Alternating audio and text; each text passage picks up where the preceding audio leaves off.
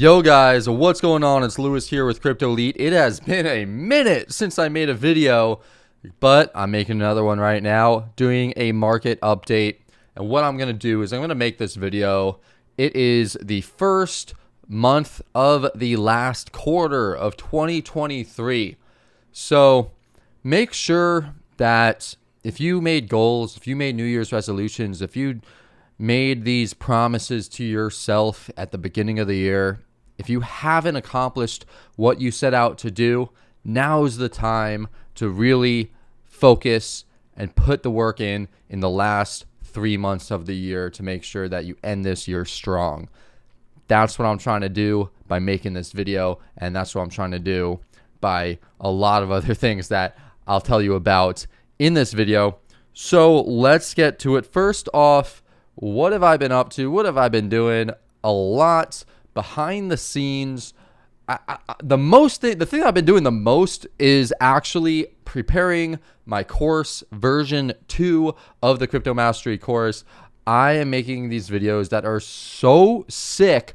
Problem is, it takes me over 100 hours to actually make them. Good news is that once I do make them, it's sort of like a one and done thing. Like, they're going to be there forever because the ideas are so fundamental and everything is so really crisp, really good, really clear to understand. So I'll just pull it up real quick. You could see right here, this is the latest video that I'm working on, and all of this stuff, all of these edits, every single one of them, I did. And it's almost, I guess it's custom. It's all custom made by me. So in this one, I'm talking about, lower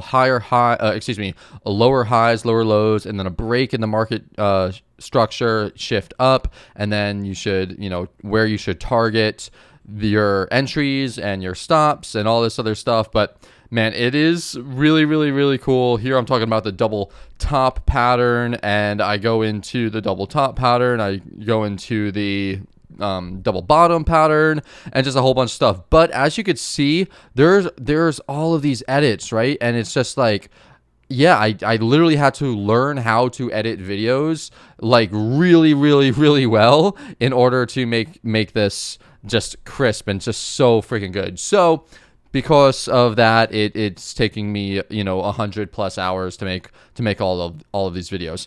But I'm almost done with them, and when I do come out with them, it's gonna be sick. So you'll obviously see it if you're subscribed to this channel. So if you're not, definitely subscribe now and hit the thumbs up button, because I think that does help promote my videos, and when I do come out with new videos, you will be able to see them. And this is stuff that you don't want to miss. It's really good. So that is the main thing that I've been working on.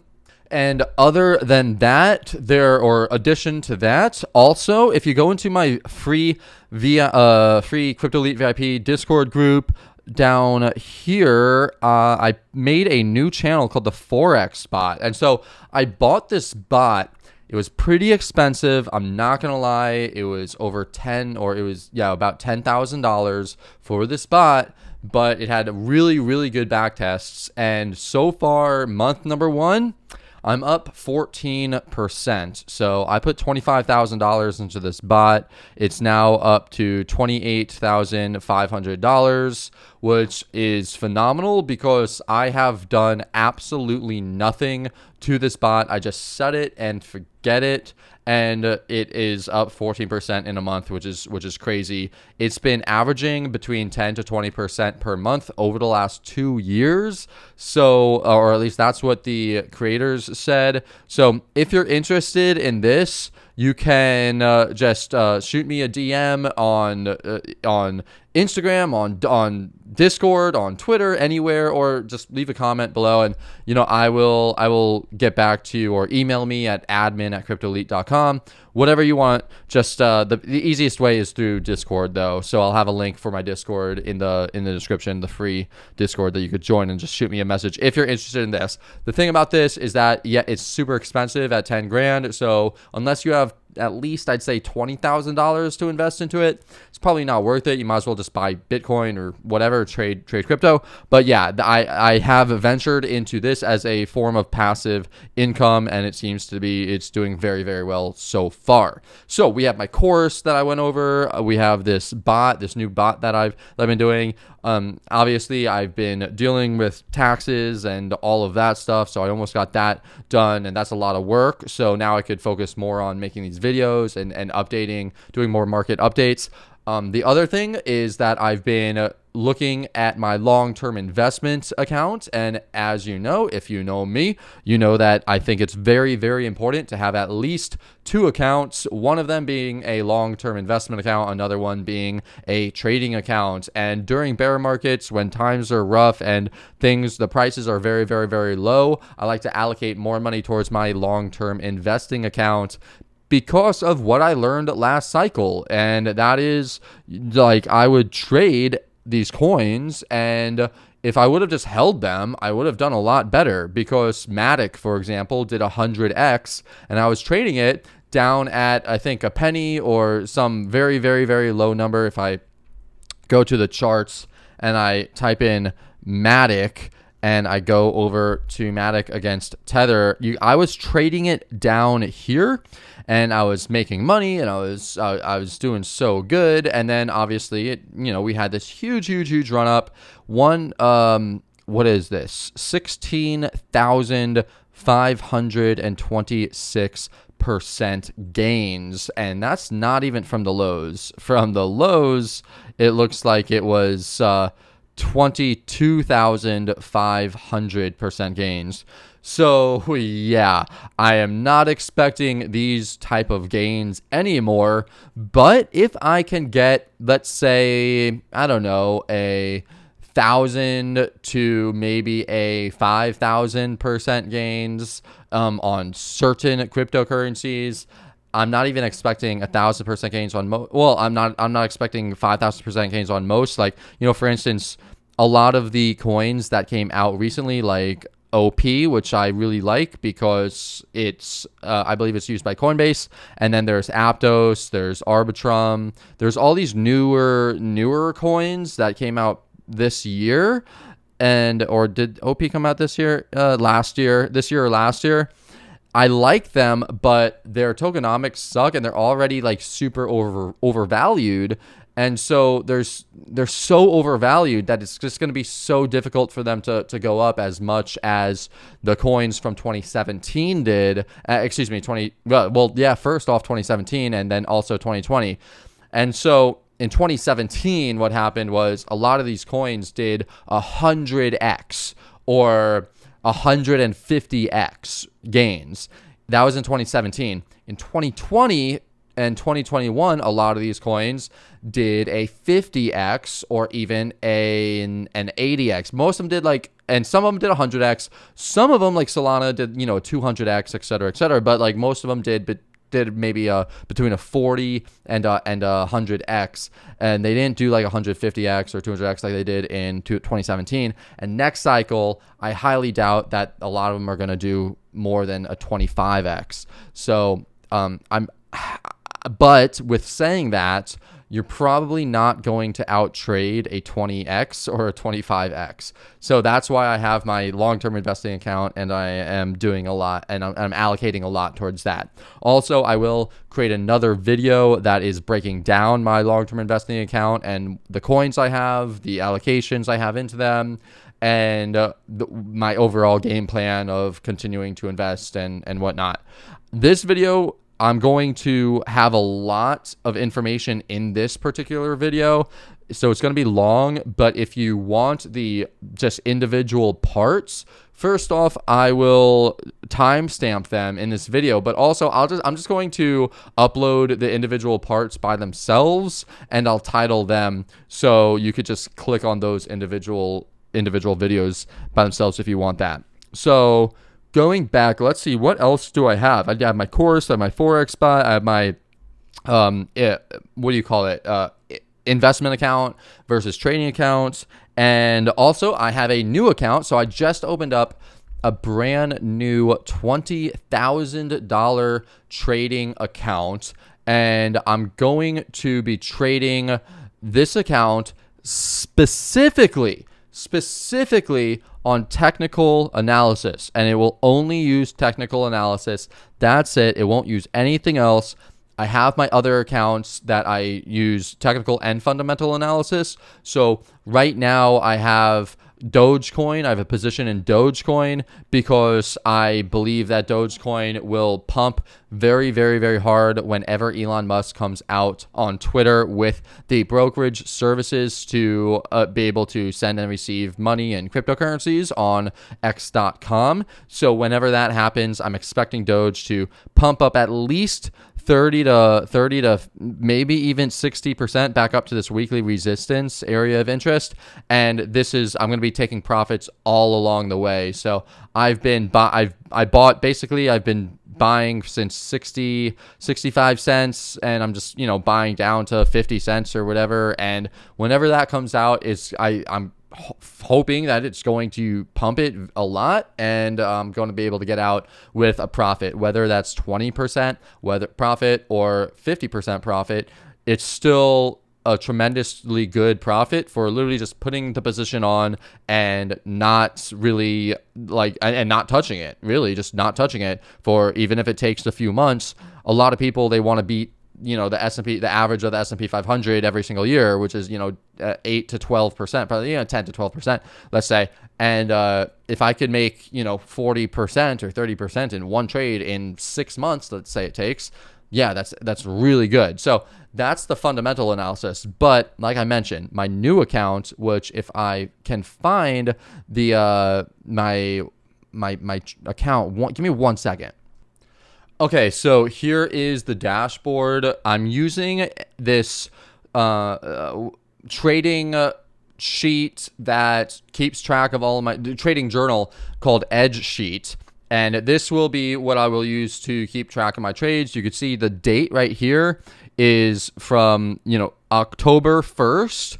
So I funded the account October 1st, and I'm going to track it, and I'll track it, and I will try to update it, on these videos, and maybe just random videos. Who knows? I'm also going to track it on my Twitter and give out my trades and stuff. And this is going to be 100% pure technical analysis, no news, no fundamental analysis, because I do make the mistake sometime of trading technically correct, and then the news will come out and it'll seem so bullish that I will buy back in even after I sold. So this happened when the Bitcoin ETF came out. I actually had it in my plan to sell at a certain level. The price popped up to that certain level. I sold it, but then I was like, oh no, it's like the Bitcoin ETF, and it just hit the level and I sold.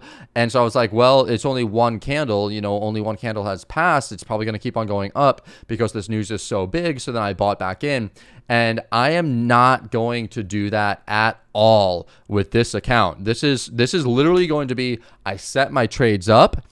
They either hit or they don't. They either tag their entries and then go to their take profits or stop loss, and when they do, I'm not gonna take another trade on that same pair or immediately. I'm not gonna take another trade immediately.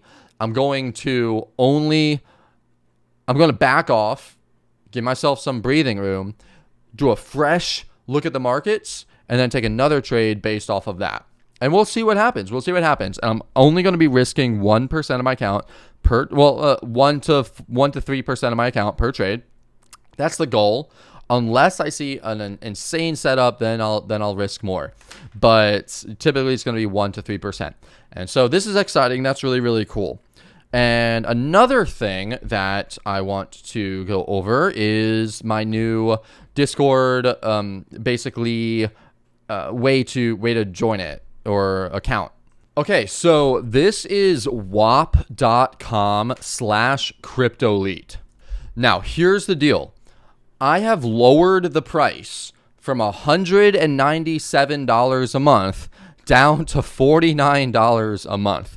So if you're watching this and you're in the VIP and you're paying more than $49 a month, I already changed all of your prices and lowered them. But in case you're getting charged, definitely, obviously, reach out to me. But if you have not ever joined the VIP, it is now at the cheapest price it's ever been. Well, no, it was cheaper. It was like when the first month that I started out in 2018, it was like $10. And no, at first it was free. I just let everyone join because it was like a cool community. And then as I progressed as a trader and I got better and better and better, and I really put the effort in, like I'm talking like 14, 16-hour days, like every single day for weeks and weeks and weeks and eventually months on end, of learning how to trade and learning how to operate the markets.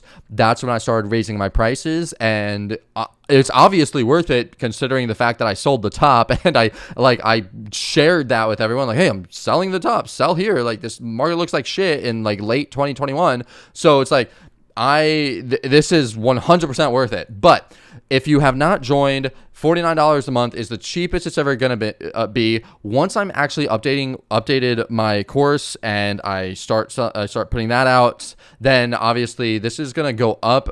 Also, once the bull market comes around and things start looking better for crypto in general, then obviously this is gonna go higher. But the big reason why this is actually a steal, to be honest, is because of what I do in these updates, these big market updates. So you know how if you have watched me before, then you know this. If you haven't watched me before, then you know that I do this, or maybe you don't know, but I go through the CBBI, which is the Bitcoin Bull Run Index. I go through the Pi Cycle Top Indicator. I go through the MVRV-Z score. I go through the RHODL ratio.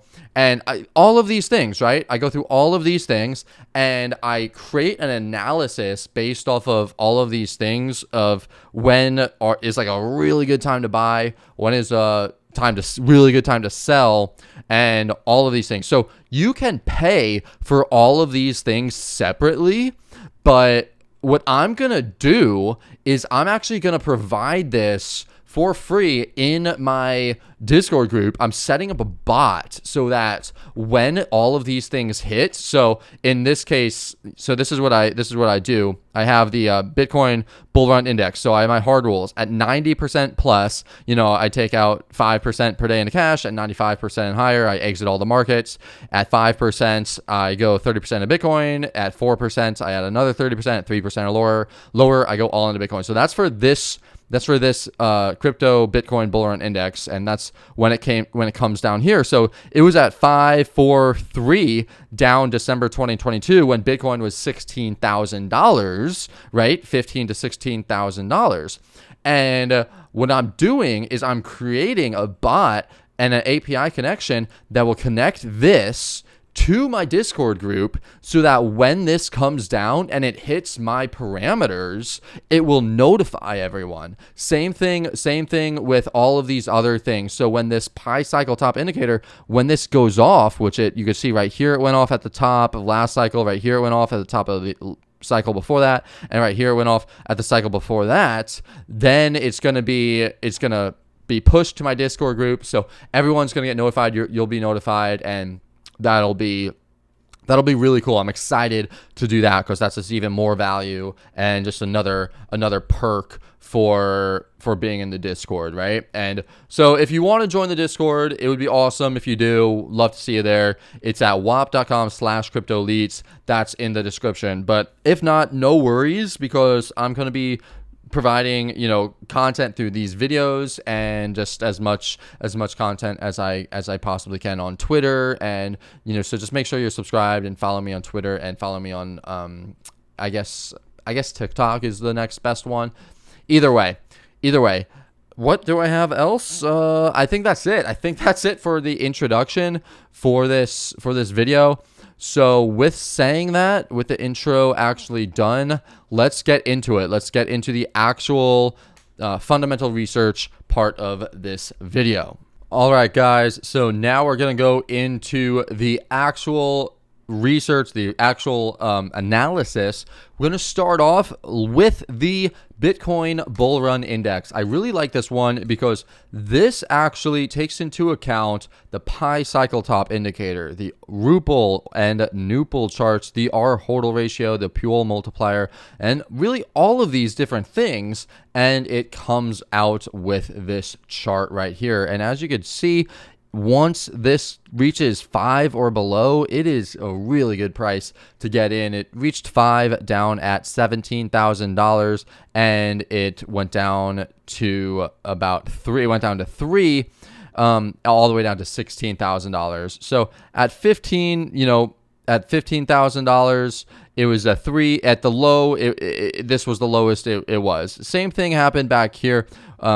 When this was the lowest, the price was the lowest. Same thing back here. When this was the lowest, the price was the lowest. So my thing with this, like I explained in the introduction, is that if this hits a 5, that I just want to put 30% of everything I have in a crypto and in a Bitcoin specifically, and just wait and hold. And if it goes down to 4, then I add another 30%. If it goes down to 3, then I'm literally just go all in a crypto, and like that's it. So obviously it's all the way up at a 39 now, so there's nothing we could really do with this. But if it does come back down, I'm definitely going to be heading into more or taking out loans or doing something to get more Bitcoin, as much Bitcoin as I could possibly get. So we got that. Next up, we got the Pi Cycle Top indicator. This obviously is for the cycle top, which we are nowhere near. But if this does go off at a random spot when I'm not expecting it, then it's like, who knows? Maybe the top will be in. But it's obviously not in, and there's quite a large gap between these two moving averages.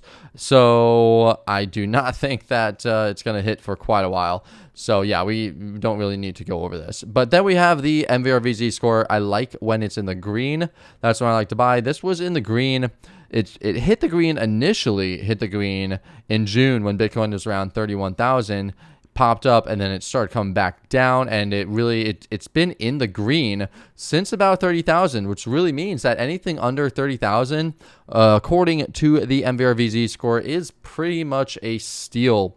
Back in the 2018, when it hit the green, the price was $4,000 per Bitcoin, all the way down to $3,200. So that obviously ended up being a steal down the line when in hindsight. Same thing back here when this was in the green, even though the price did end up going lower after it did touch the green.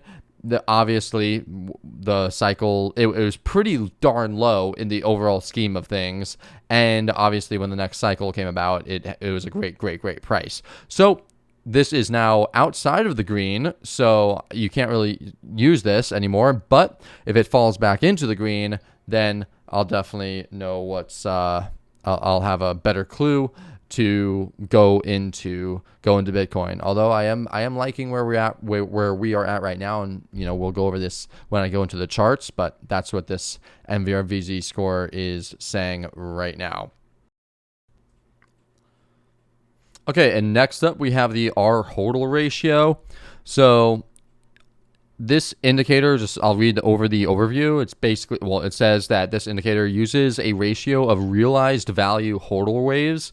In summary, the realized value HODL waves are different aged bands of UTX coins, basically, weighted by the realized value of coins within each band. The realized value is the price of the coins when they were last moved from one wallet to another wallet. Our HODL ratio looks at the ratio between our HODL band of 1 week versus our HODL band of 1 to 2 years. It also calibrates for increased HODLing over time for lost coins by multiplying the ratio by the age of the market in a number of days. When the 1 week value is significantly higher than the 1 to 2 year, it is a signal that the market is becoming overheated. So basically, when the 1 week value is so much higher, there's so many more new wallets or that have been created, and people have moved their old Bitcoin to exchanges and to other places, most likely to sell. And if it's like you obviously don't want that. You want people holding, and you want to see them holding as much as possible. So regardless, the point is that, just to make it easy, there's a green band and a red band, and if it comes down here into the green band, it's a good indication that the price is low enough to a point where it's a pretty decent buy. And this one actually had a better buy than the MVRV-Z score. So the MVRV-Z score was 30,000. This one was 21,000 when it hit. So, or 23,000 when it hit. So that's why I like this our RHODL ratio as well. It's a little bit more accurate than the MVRV-Z score. And so it was in the green from 20,000, 23,000 all the way down to obviously 15,200, which was the low. And now it is above. So once again, if this comes back down into here, I'll check this along with the other ones. If they're all in the green zones and the green boxes, then yeah, that would be, statistically speaking, a really good time to buy based off of these on-chain data on these charts. And I'm going to make sure that you get these alerts in the Discord group. So we got that.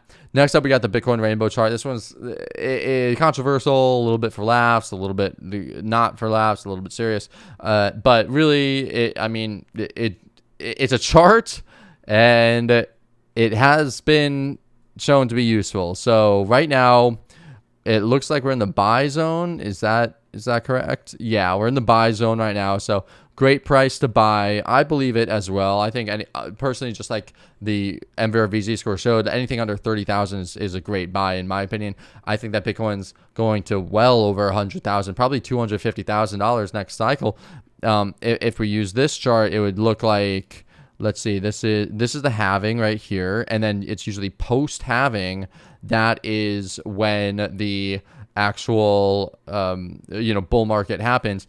And I'll be going over this in a little bit. I'll be going over this in like literally 5 minutes when I go over the big overview Bitcoin big picture that I wrote out. So we have 2025, I think it's September 2025. So right around here is when the top should be in, and the top should be between $230,000 and $300,000 according to this chart. If it is going to reach the sell/seriously sell band. If not, then it'll reach the FOMO intensifies band, and that's still $180,000 minimum, $180,000 to $230,000 per Bitcoin, even if it only reaches the orange band, which is pretty great. So I do think that is the case. That's what's going to happen. Right now, it's in the buy zone.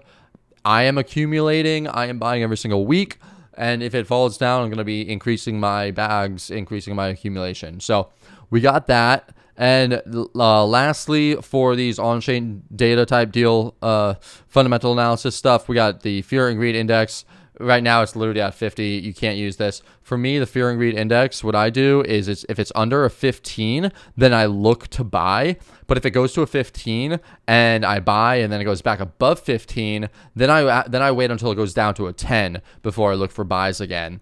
And then if it goes back above 10, then I'll wait until it goes down to a 5 to look for buys. And pretty much if it's under 3, then that's auto buy. I just automatically buy no matter what. And then once this starts going over 75, depending on where we are on the market, I'll probably start selling. And then once we're up here, there's a high probability that we're going to get a pullback eventually, but you can't just use the fear and greed index by itself, because it might be up here at 80 or 90 or even 95, and we might be in the midst of a bull market and there's no signs of a pullback. So it would be dumb to sell based just off of this, But using this in conjunction with all of these other on-chain data tools, we could come up with a really good picture. And so those are all of the on-chain data tools that I went over. Now, what I want to do is I want to go over the big picture, multi-year chart for Bitcoin, what I think is going to happen, when I think the top is going to be in.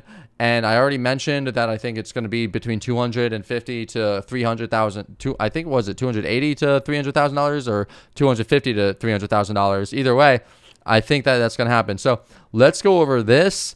and then we will get into the actual charts. And like I mentioned in the beginning of this video, or like I mentioned in the big market update video, there's timestamps. Or if you want to just skip to that, you could skip to that down below. You can watch the next video. All right, guys. So now we are going into the big picture overview of what Bitcoin is supposed to or may do.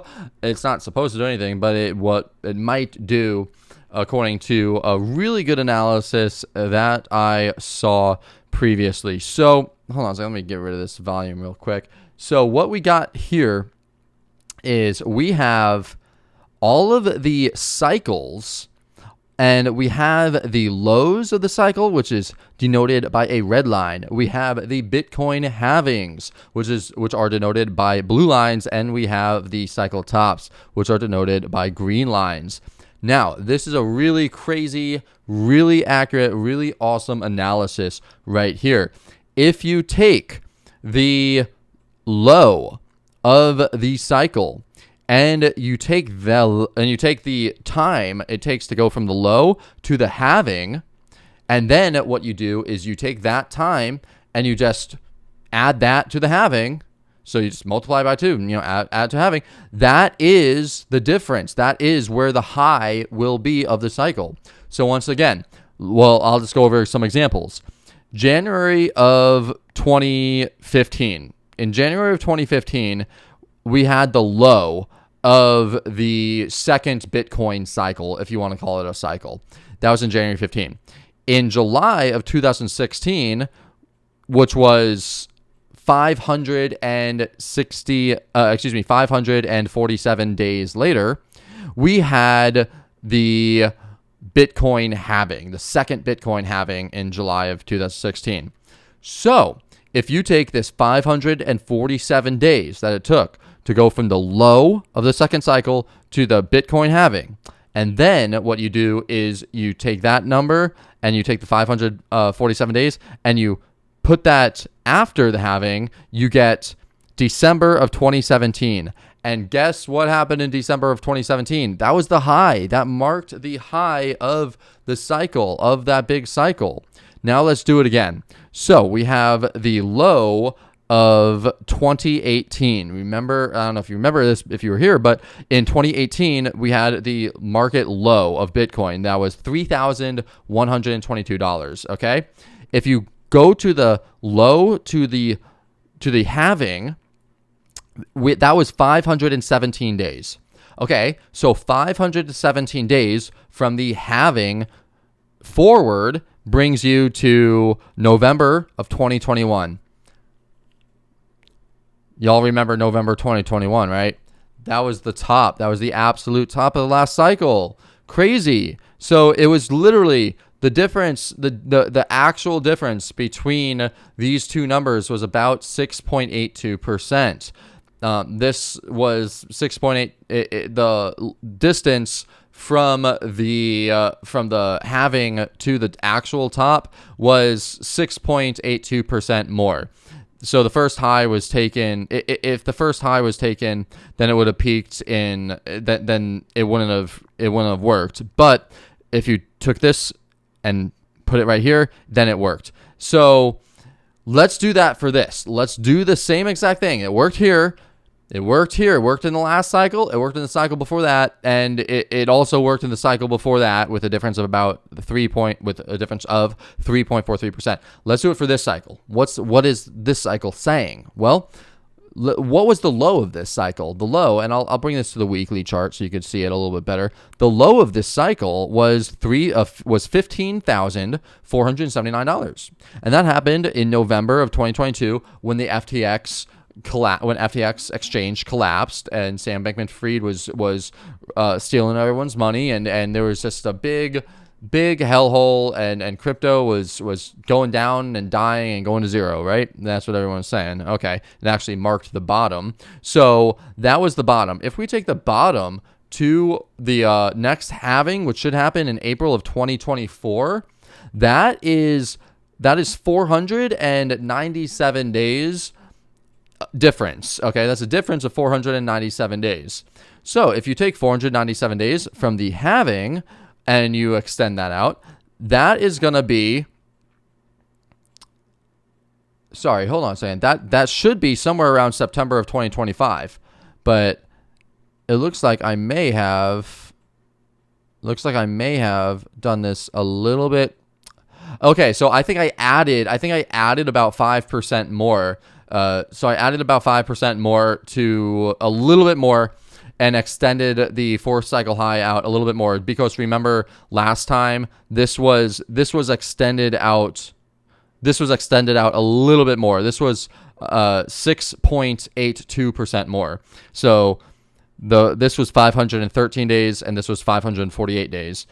So if I just add I just added 5% to the low to the halving, and that gives me 520 days, which is the 4th cycle high which makes the 4th cycle high somewhere in September of 2025. So that's what I think is going to happen. I think that this is what's going to happen. From the low to the halving has always been equal, plus 7% to minus 4%, the distance from the halving to the high. So the halving to the high is the same as the low to the halving. So given this has been accurate, within 7% accuracy, it was damn good if you ask me. You know, that should put us somewhere around September of 2025 for the 4th cycle high. And given the chart that we looked, the rainbow chart and some other charts, we should see a Bitcoin around 230 to 300,000 Bitcoin. That's like, that would look like this. Which actually, given what the other things look like, that's not too crazy to look at this chart like this. You know, it's not too crazy to bring this chart and have it look like this. So now this is going to be what this looked like. So when this is happening, and this is perspective. Let me show you this perspective. This is crazy. This is absolutely crazy what this looks like. So back in 2017, this is what the chart looked like. This is what the chart looked like in 2017. Remember, like it was just up so much. And if we go back to the previous cycle, to when the previous cycle was, this was the previous cycle. Back in 2013, this was the previous cycle when Bitcoin went up nearly 1,000%. Okay, Bitcoin went up nearly 1,000% from about $100 to over $1,000, so over 1,000%. And this is the cycle in 2017. This, and look at this. If you zoom in, if you zoom in to down here, where's the zoom button? Here it is. There you go.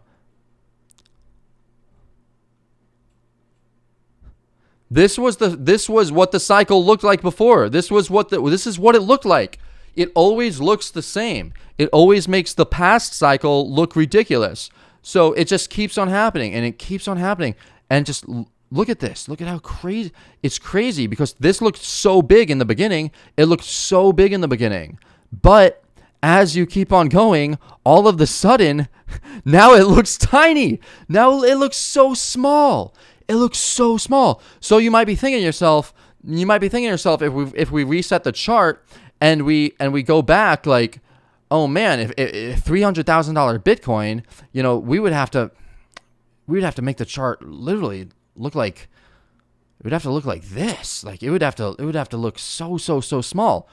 That's exactly what the other charts, what the other bull markets looked like after the next one happened. They look tiny in comparison. I think that's what's going to happen again in this cycle. So that is my overall big picture thesis on Bitcoin, what I'm thinking and what's going to happen. Whatever happens before September 2025, You know, it could fall all the way back down to the lows, but I do think that the lows are in. I do think that $15,479 were the lows. I do not see it going below there. I don't even see it coming close to there. Maybe back down to 19,700, just about 20 grand, tapping this low one more time. I could see that as a possibility, but I really don't see the previous lows, the lows that we saw during the FTX collapse. I don't see that happening again. I am 90% certain that the lows are in. Yes, I have a little bit of cash. I have a little bit of cash left, maybe like 10% of my portfolio, which if it comes down to this level, sorry, if I zoom in and I just make this actually, oh no, there you go. This is what I want to do. If I do this and I extend this out, if it comes down to 24, actually, I don't want to say that. I'm gonna keep the 10% in case until we reach a structural level somewhere on the chart that it looks really, really, really good to me. I was going to put it in somewhere around 23, 24. If this continued to go down and we broke below this low, then I was going to go down here because this, I believe, was the golden ratio of this entire move up. Somewhere, I guess it was the 50% of this entire move up. So I was going to do that. But, it didn't happen. So now I'm going to wait until something like big happens for me to put the last 10% in. But I do have my Forex bot, which is printing me money. So just in case I need extra money, I will have that giving me money as well. And also I'm actively trading in and out of the markets anyway, making money that way. So there's a lot of different ways to make money. Plus I have my businesses. So yeah. Anyway, that's the game plan. That's the game plan for Bitcoin.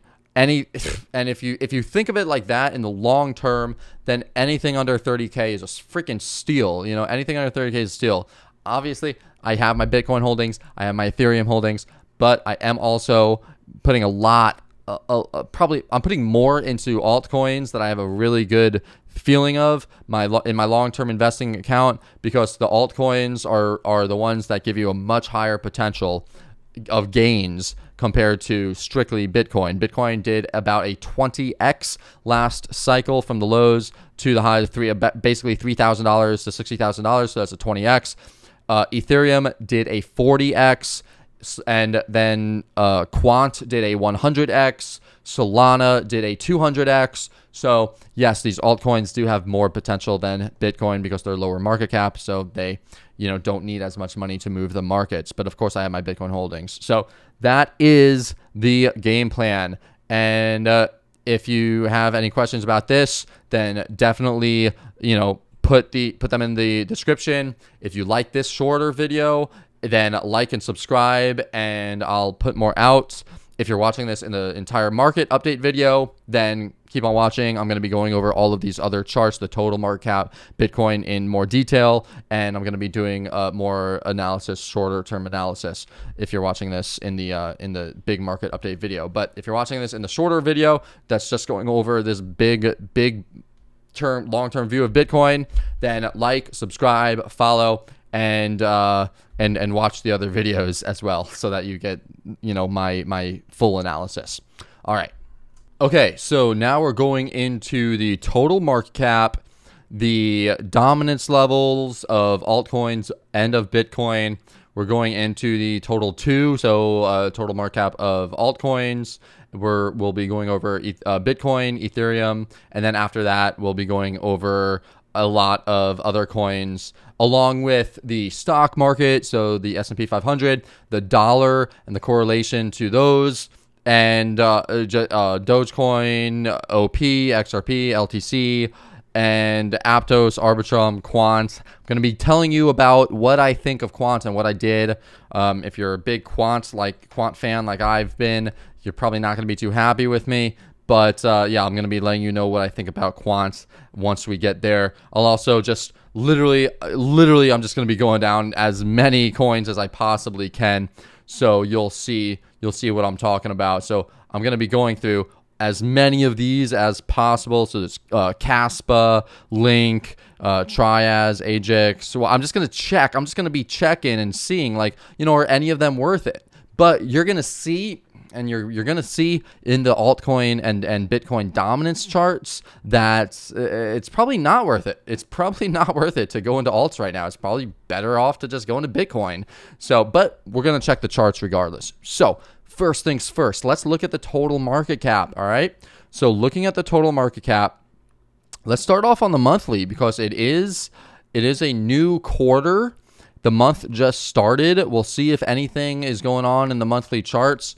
Well, for the total market cap, it's actually not that good, to be honest. It actually sort of sucks. But I'm still bullish. And I still have hope because it doesn't completely suck. And this is what I'm talking about here. So looking at this monthly chart, obviously we just crash Bandicoot all the way down. Just absolutely horrible, right? And then we had our really nice run up in 2023 all the way back up to the 23.6 resistance area. I would have loved it to see us come all the way back up to the 38.2. So if you take the Fibonacci from the all-time high down to the low, we got the 38.2 right up here at 1.61 trillion, but people just don't want to put money into the markets. So we hit the 23.6 and we crashed from there. Ultimately, this is where I want us to come up to before, but I expect us to have a really, really big crash. But we'll see what happens with this, okay? And then obviously, like, once it comes up here to about $2 trillion, we're probably gonna see a huge, like a much bigger crash once it comes down here. But you know, that's not gonna be for a long time. If you know, maybe not until the next bull market, to be honest. So we got that. That's on the monthly chart. And why was this so bearish though? Why was this bearish? Well, let's see. Initially we had the nice push up, new break of the market structure right here. So if we zoom in a little bit, we can see that we were in a downtrend, clear downtrend, low, high, low, high. We were in this range. Then we broke below the range and we created a lower low. And this right here was the monthly bearish order block. So you would expect us to come back up into this monthly bearish order block and then get rejected and come back down. But we closed above it. And that turned this into a monthly bullish breaker, which we then tapped, rose back above it, tapped again, rose back above it, and closed back above it. So we were very bullish, you know, bullish. And then we were coming back up to the highs and of course the 23.6. So we got the highs right there. We got the monthly close of May 2022 and the monthly open of June 2022, along with a lot of this resistance back here, support resistance right there. And we tapped it, was looking good. We tapped it, then we came back down. And I think right here was the Bitcoin ETF when that came out, which shot us up. But you know, we tapped and we came back down, and this created a bearish swing failure pattern from this high back here.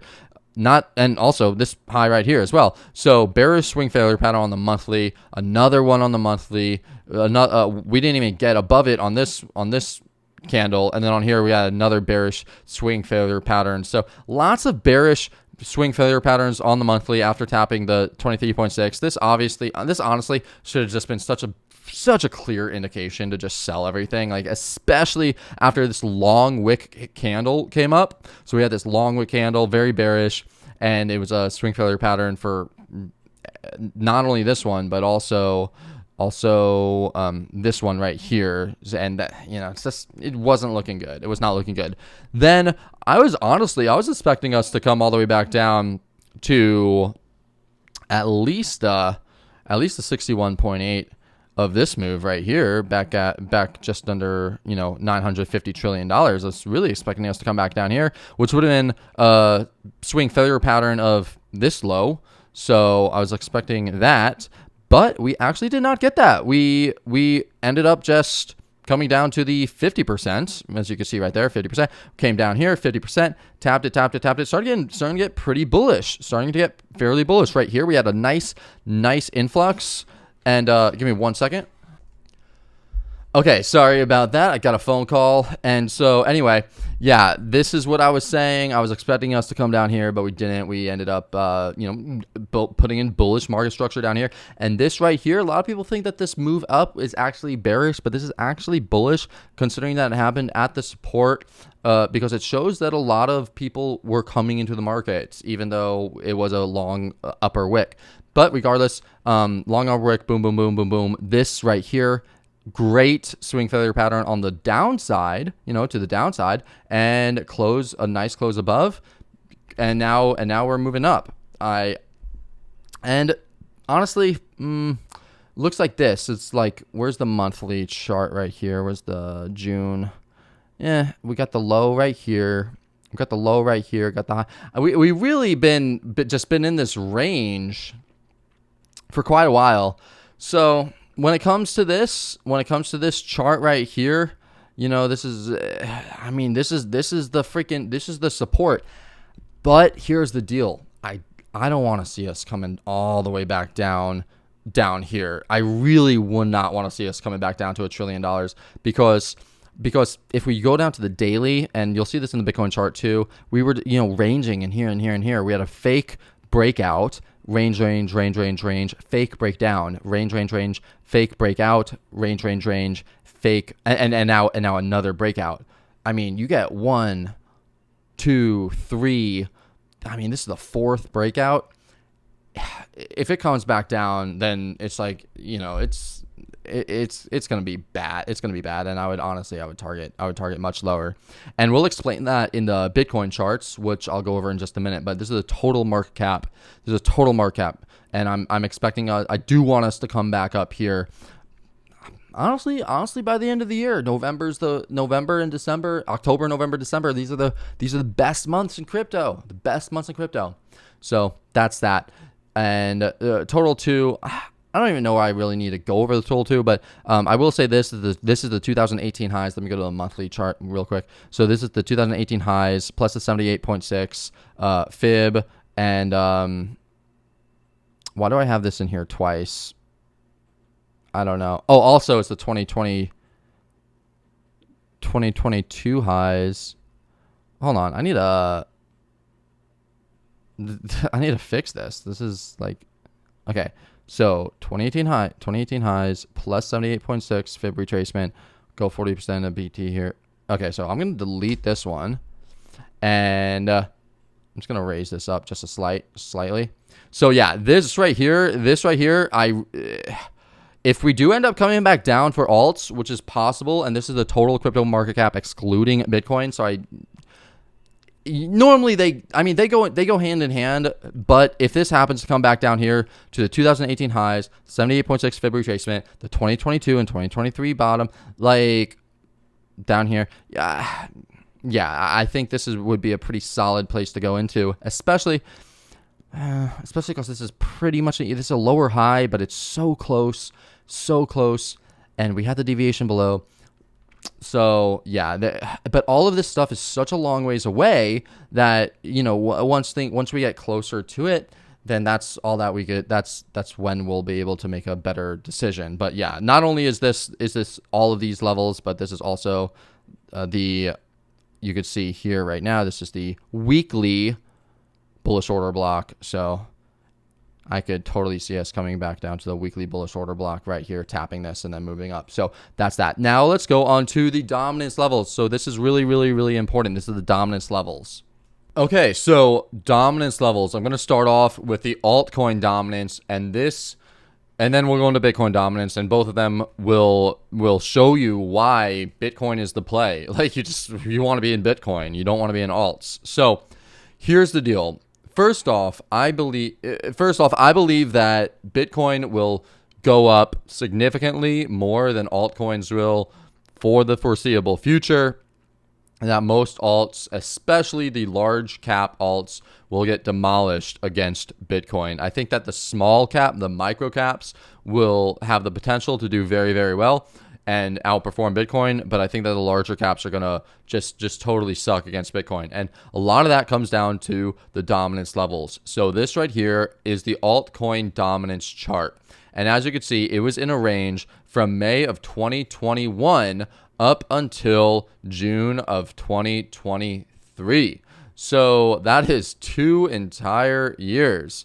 And it broke down below it. It broke down below it, came back up for the retest, and now it's heading lower. So we are in a clear downtrend for the dominance levels, and it's just like you don't go from a downtrend like this back to an uptrend. This is a huge breakout after a long time, comes back up and retests the breakout, and now it's heading much lower. And if we go to the Bitcoin dominance chart, you can see the exact same thing, because this is the inverse of the altcoin dominance chart. This is strictly Bitcoin, only Bitcoin, and you can see that we came down during the bull market. So of 2021, in 2021, this was the bull market. This was the biggest bull market. Really, the bull market started in late 2020. So we had the start of the bull market right here, and Bitcoin was the coin that started the bull market. Bitcoin went up first in November and December of 2020, and then as it fell, as the dominance level fell, altcoins just started absolutely tearing it up, and then meme coins and stupid shit coins and all this other crap, right? So we've been in this consolidation, back and forth. We have broken out. We have retested the consolidation highs, the SR levels, and now we're going up. And this is my target, 60% for Bitcoin dominance levels. I think that this is going to be alt season. So I said go back into alts here and prepare for alt season 2.0. And I thought that was going to be the case, but that is not the case anymore. So this actually, I'm going to delete this. I don't think that this is totally relevant that much. I think that this is the real deal right here. So this is what I'm looking for. I do believe that we're going to continue to head up for Bitcoin dominance, and I think that Bitcoin will continue to just outperform alts for the majority of the remainder of 2023, and probably some of beginning of 2024 as well. And then eventually the alt cycle will begin, and that'll probably be, I'd say maybe after the halving is a good time, but maybe a little bit before the halving. But yeah, that's my thesis, that I think that Bitcoin is going to do very, very well. Now, that doesn't mean necessarily that you don't want to go into alts, because especially the low cap alts have huge potential for the upside. And also, by the time it does hit up, it does, reach this level, alts will start to rise, or they're going to be at their lowest point ever, and you want to get them at their lowest point ever. And even just a few ticks, a few percentage at the lows could really make a big difference at the highs. So yeah, I think that's a big deal. And the good news is that a Bitcoin dominance led rally is a real rally. These are real rallies, because these are rallies led by institutions, not led by meme coin scammers. So I like this. I like the fact that Bitcoin dominance is moving up. I have a lot of faith in it. I think we'll get another rejection here, but it'll be small, and then we'll keep on moving up until we hit the 60% dominance level for Bitcoin. And once that comes out, once that gets hit, I think altcoins will start to really, really take over. But for the time being, I'm much heavier in Bitcoin. I want to be in Bitcoin a lot more. So we got that. Next up, let's go over the dollar. So there's usually an inverse correlation between Bitcoin and the dollar. The dollar has been on this insane tear for literally months now, since July. So July, August, September, and now we're in October. it doesn't look like it's stopping. It literally doesn't look like it's stopping. You know, we got another bullish market structure shift, comes probably going to come down here just slightly and continue its move up. I think that it's going to hit the 61.8 at 109 or 108.97. And then not only do I think that it's going to get rejected from there because of this golden ratio, but look at this, all of these taps, all this big support taps right here. Some support right here, tapped, and tapped. So this is a very key trend line right here. Yes, I mean, even when it fell below it, it did tap it again as resistance. And then when it went above it, tapped again to support, and support, and then fell below it. So yeah, this level just obviously makes a lot of sense that the dollar will retrace from here. And not only is it this trend line and the golden ratio, but on the weekly time frame, if we click on the weekly time frame, you could see that this actually is the weekly bearish breaker right here. So this was a bullish order block, the down move before the up move that broke the market structure. And when it came back down, it tapped it as the bullish market, as the bullish order block, and it moved up, but then it just crashed right through it and it became a bearish breaker. So the price should have came back up and retested it, but it actually hasn't. It never retested it. So I wouldn't be surprised if, you know, we did this. And not only that, but look at this. Resistance, support, resistance. This is a huge SR level. So 1, 2, 3, 4 different confluences, 4 different things of confluence that make this the level where the dollar will most likely fall from. So when this falls, and let me write this out, I'll say once it hits this level, once it hits here, start to gig along Bitcoin and crypto as it falls, as the dollar falls. Because as the dollar falls, people will want to go into assets such as crypto. So yeah, gonna put this like this, and just to remind myself. So yeah, that's the dollar. And then we have the S&P 500. I drew this out a while ago. This was the head and shoulders pattern. It broke the right neckline. It broke the neckline, and it actually broke the neckline, retested it perfectly, and that was an opportunity to short, and it's down 3%. So what you typically do in these cases is in the traditional markets is you go from the neckline to the head, and then you bring that down. So targeting $4,130. That's the target for this move down. Will it reach there? I haven't really. I don't know. I don't know if I totally trust the traditional type of technical analysis as much to say this is exactly where it's going to hit. I think it's going to hit here. But if I had to guess, I think that it would. Like, it has a greater than 50% chance because this is a pretty crazy downtrend. But if I want to be super safe, I would just take it from this level, because as you could see, this is a huge SR level right here. Lots of resistance followed by support, resistance. So this is where I would probably start. If I was in a short, I would take profits. If I was looking to long, I would start loading up longs here, even though it'll probably come down here. But I would wait to see if there's any bullish market structure happening on the lower time frames first before I actually start to long. But yeah, definitely, I would say definitely going to at least 4,200 for the S&P 500, and it's not looking good. And oddly enough, crazy enough, the S&P 500 went down, as you could see, in September. It had a down month in September, very down, very, very big red month right there. Meanwhile, Bitcoin had a green month. It had a positive green month in September right here, a pretty decent one. So that is something that I would never have expected, but it happened.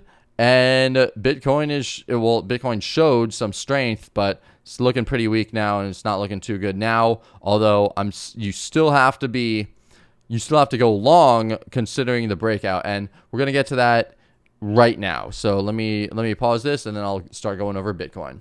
Okay, so now let's go on to Bitcoin, and let's do the Bitcoin analysis. I'll start off on the monthly, and I'll go down to the weekly, and then the 12-hour and the 1 hour, and we'll get short term with it. I don't necessarily use the monthly chart to do analysis in terms of, where I'm going to be buying and selling for the most part, but I do look at it, and if I see big picture stuff, then that's what I like to use the monthly chart for. And I do see some big picture stuff, so we'll start off with that. The first thing that I see is that if you take the Fibonacci from this top to this bottom, so basically the last leg down that we had, then you could see that the price actually has been respecting it. So the price came up and hit the 23.6 and stalled out. Then it came up and it hit the 50%, and that's where it topped out.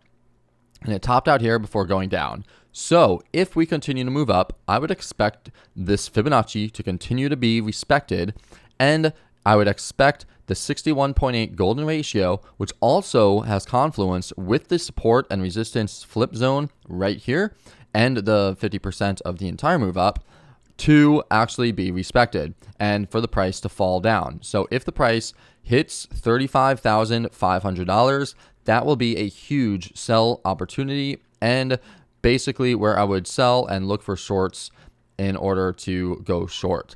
Not only is this the 61.8 golden ratio from this entire move down, but if you take the entire move down from the very top down to the bottom, this is actually the 38.2 of the entire move down. So we have the 38.2 Fibonacci from the entire move down, the 61.8 of the last leg down, the SR flip area, and the 50% of the move from the bottom to the top. So there's so much confluence happening right here that this is a huge area, and 35.5 is big area to sell if we do move up there. Now, looking at the any other type of big picture stuff, we do have the yearly close and open right here at 28,000. Pretty much where this March 2023 level closed, which is basically 28.5, and that's a yearly level though, so I don't think it holds as much weight because people typically trade off of the weekly as opposed to the monthly or the yearly when it comes to Bitcoin. But it is something to keep in mind, but I really don't think it's that big of a deal. But if we do go down to the weekly chart, you can see some things actually happening. So let's do that. Let's go down to the weekly chart and just check this out. So obviously we had the low back here, and we were making higher highs, higher lows, higher highs, higher lows, higher highs, higher low, sweep of the previous low. And this was also actually the golden ratio, exact golden pocket of this move up. So this was a really, really, really good longing opportunity right here when this candle happened, because not only was it the sweep, the swing failure pattern of these lows, but it went straight into the golden ratio, as I just explained. And not only that, but it was a very long wick candle, a very, very long wick candle at the support, which is super, super bullish. And right when this candle closed, should have gig-alonged and went, obviously that would have worked out because the next candle was a 30% move up on the weekly time frame. And the weekly time frame does hold a lot of precedence, in my opinion. And when this candle happened, you can't automatically sell because it was a big candle. And this is a problem this is something that I used to do, and I noticed a lot of people do, a lot of people who haven't discovered this yet. And this is something that I just discovered last year, which is that just because there's a giant move up doesn't mean that you should automatically sell and it's automatically a good idea to sell, because it could just continue to move up, right? And especially with this type of candle, the candle closed so close to the top that there's very little wick. There's a very small wick up here. So there's very little wick to the top, and that means that the buying pressure is extremely powerful. So there's definitely more upside potential.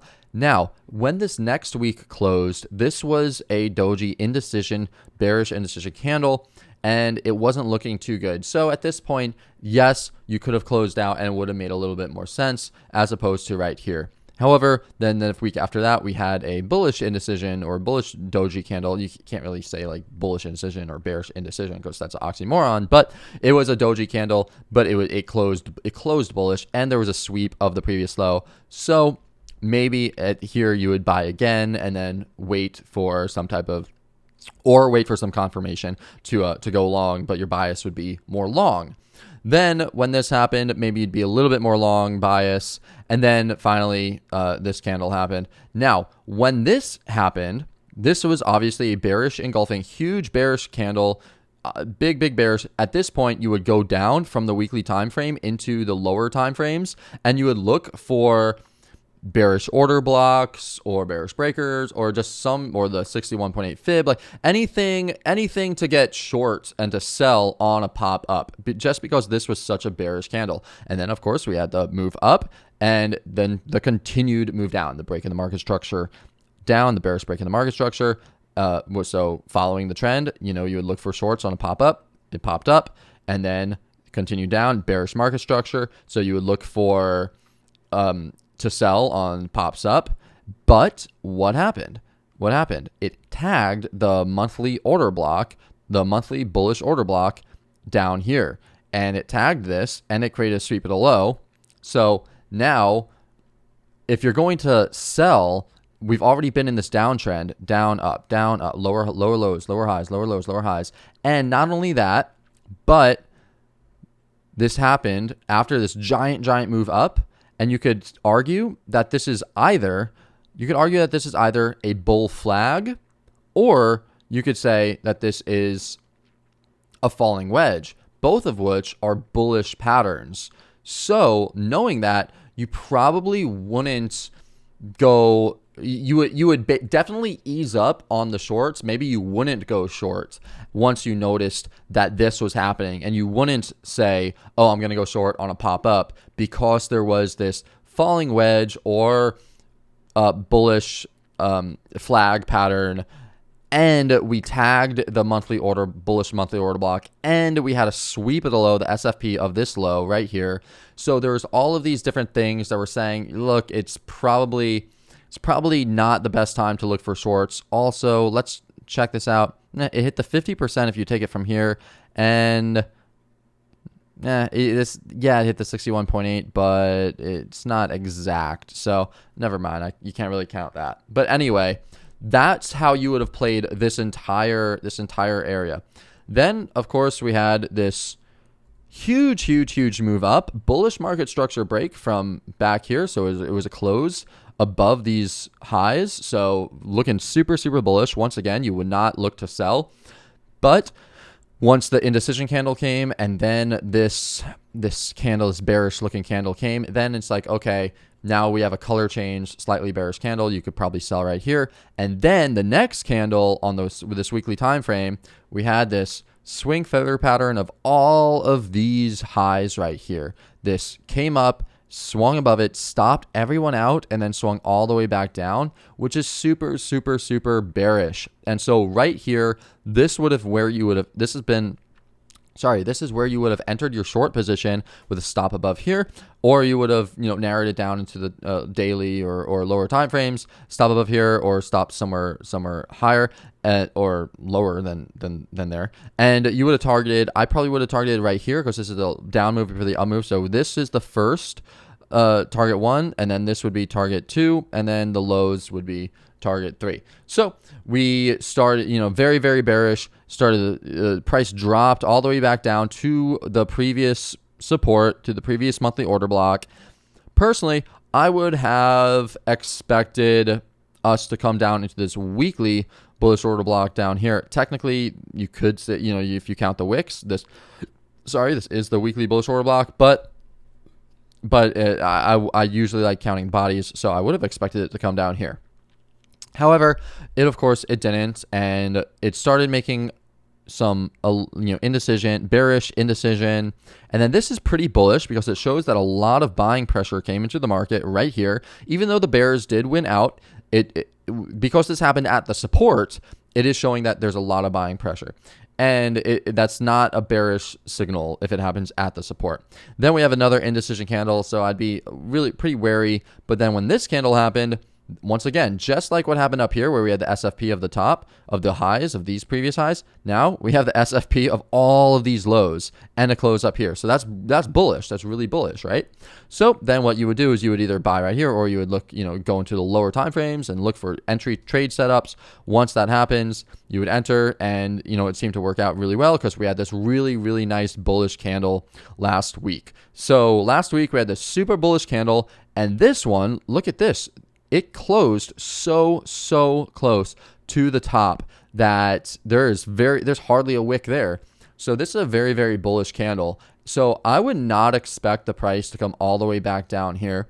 And if it does, honestly, if it closes underneath $26,560, I would say we're probably going to go very, very, very low, like a lot lower, probably all the way down to here, because if this candle gets rejected and comes all the way back down here and closes down at the lows, then I'll just show you something that's very useful that I use that I think is really, really good.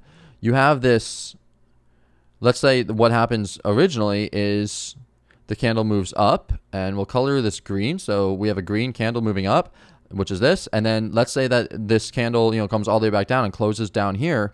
Well, if you combine these two candles, then it ends up making something, it ends up making a candle like this. That's, let me do this. Red with a, oops, nope, do this. Boom, boom. 1, 2, boom, boom. So there you go. That's what it would look like. It would look like this. So it opens here, it comes all the way up, and then it gets rejected and comes all the way back down. So it comes all the way back down and ends up closing. So it ends up looking like this. And that, of course, is extremely bearish if it happens after a move up, after a nice move up. So yeah, if the price comes back down here, then the candles on the two week would look like this, and that would be super, super bearish, and I would be very risk off at that point. But right now it's not looking too bad. We have this weekly bullish order block down here at 26.5. We have this weekly bearish order block up here at 29,000, and we are touching this 200 weekly moving average. However, as you could see, like, we've tapped it and moved up, but then we just slice right through it, and then tap it, halt, but then we slice right through it. We tapped it, fell down, and then sliced right through it. This one, we sort of, we halted, but then we moved up. So you can't really use it like in all of its entirety. The best thing that I use the 200 weekly moving average for is to load up spot positions underneath of it, because if you look back, you could see that was the best time to buy, was when the price fell underneath the 200 weekly moving average. Same thing, literally right here. That was the absolute bottom. So this was the longest time period that Bitcoin has ever had below the 200 weekly moving average, but it's not going to last there for long. And honestly, this is another indicator of a long-term price being very, very discounted. Really, really nice is underneath the 200 weekly moving average. So we're still there. And I'm thinking things are pretty bullish.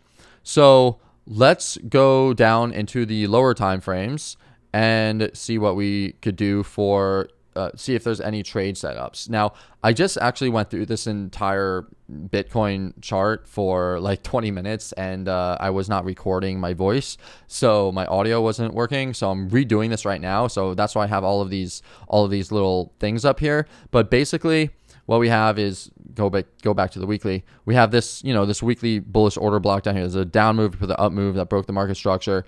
And then if you go down to the 12-hour, All right, I guess I'll go into the daily first. So then if you go down to the daily, this is the daily bullish order block, because it's the down move, but the up move that broke the market structure. So this is the daily bullish order block. Technically, you could do it from the wick, and if you do it from the wick, then we already hit it. I like doing it from the actual body, and then I'll go down to the 12-hour, and I'll just say this is where I would want to enter. So some people are actually long from right now because they say, okay, well, this is the 38.2 of this, move up that we had. And not only that, but this, I believe, was Monday's low, and we tapped Monday's low and then started to come up. I'm not too convinced. I'm really not too convinced. What I would love to see is a move down into this daily bullish order block, or even a wick all the way down to the 50%. Just a wick anywhere. A wick anywhere down into this zone. What I don't want to see is a close somewhere down here. I don't want to see it close down here. I just want to see a wick down here on the 12-hour chart. But what happens is, what I'm going to do is I'm going to buy a little bit if it comes down here. And then if it comes down even further, I'm going to go down into the lower time frames, and I'm going to look for bullish price action. And I'll look for bullish price action, which will look something like this. So maybe it'll come down, create a low, and then create a high, and then a higher low, and then a higher high on the 1-hour chart. Then I'll look for a pullback, because I'll say, okay, this is now in a bullish uptrend, and it's just starting. It's only the very first higher high after this, and so I would buy in on pullback, and I would target the highs. Right now, where we are right now, I don't think that this is not, in my opinion, an A trade setup, and I only want to trade A trade setups from now on.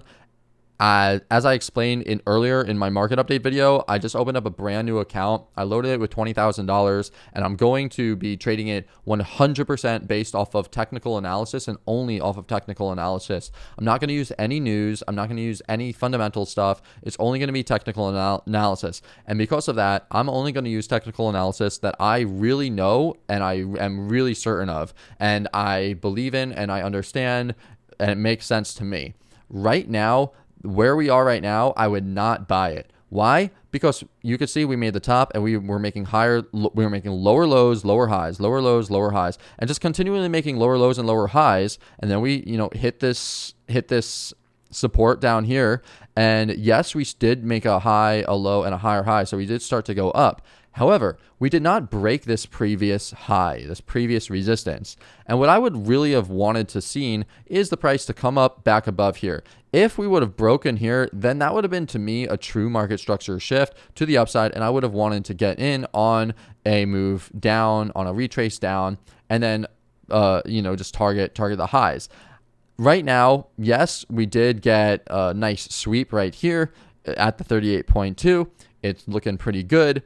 And you could totally, buy here and target the highs and just literally put your stop underneath this wick. However, for me, I'm not 100% comfortable with this. So I'm going to either wait until this happens, or I'm going to, wait until the price comes down, stack a little bit in here, maybe 0.5%, risking 0.5%, and then wait to see if it puts in some bullish market price action.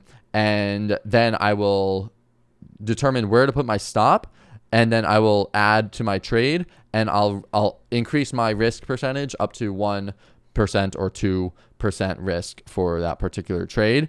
And as far as where the take profits go, I do think that we are going to go past this area. I think that this was the first top, and I don't think that we're gonna get rejected and create a double top and fall all the way back down. I think that this was the first top, and so if I do end up going long, and my targets, my first target would be here at $29,278, but I do think that we will get a small rejection here and then continue to move up. And my real target would be the previous highs back at 31 $31,300, because these were the biggest resistance, the biggest high that we have. And obviously I would raise my stop as the price keeps on going up.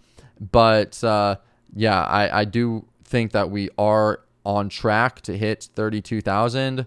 However, like I mentioned before, if the price, like, go to the weekly time frame, if the price comes all the way back down here on the weekly time frame this week, then that's going to be really bad.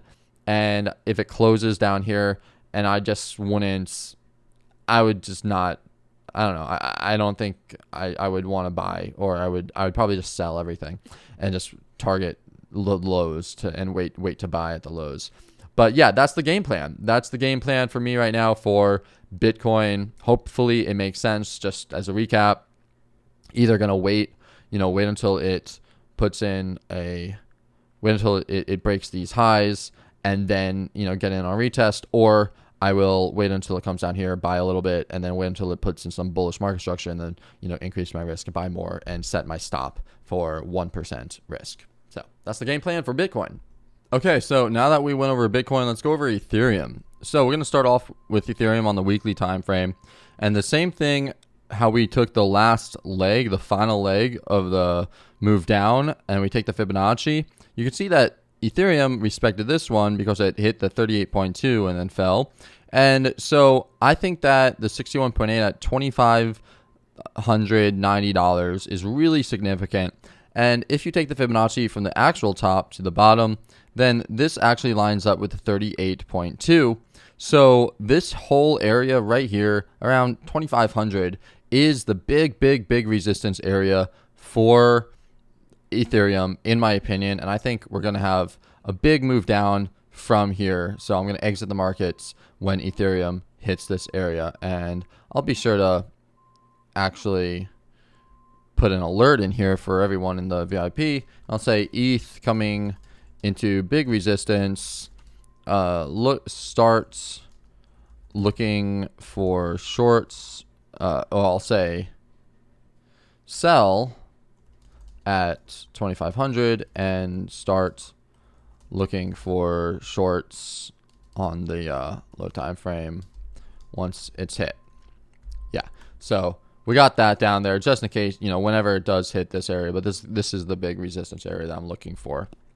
Now, down here, what does this say? 61% of the move up, 38.2% of the swing down. Yeah, okay, so yeah, this is the 38.2% of this move down, like I mentioned. Same thing like here, it tapped here, and this was like a freak little deviation, I guess, and then just it could not get past it. Just could not get past it.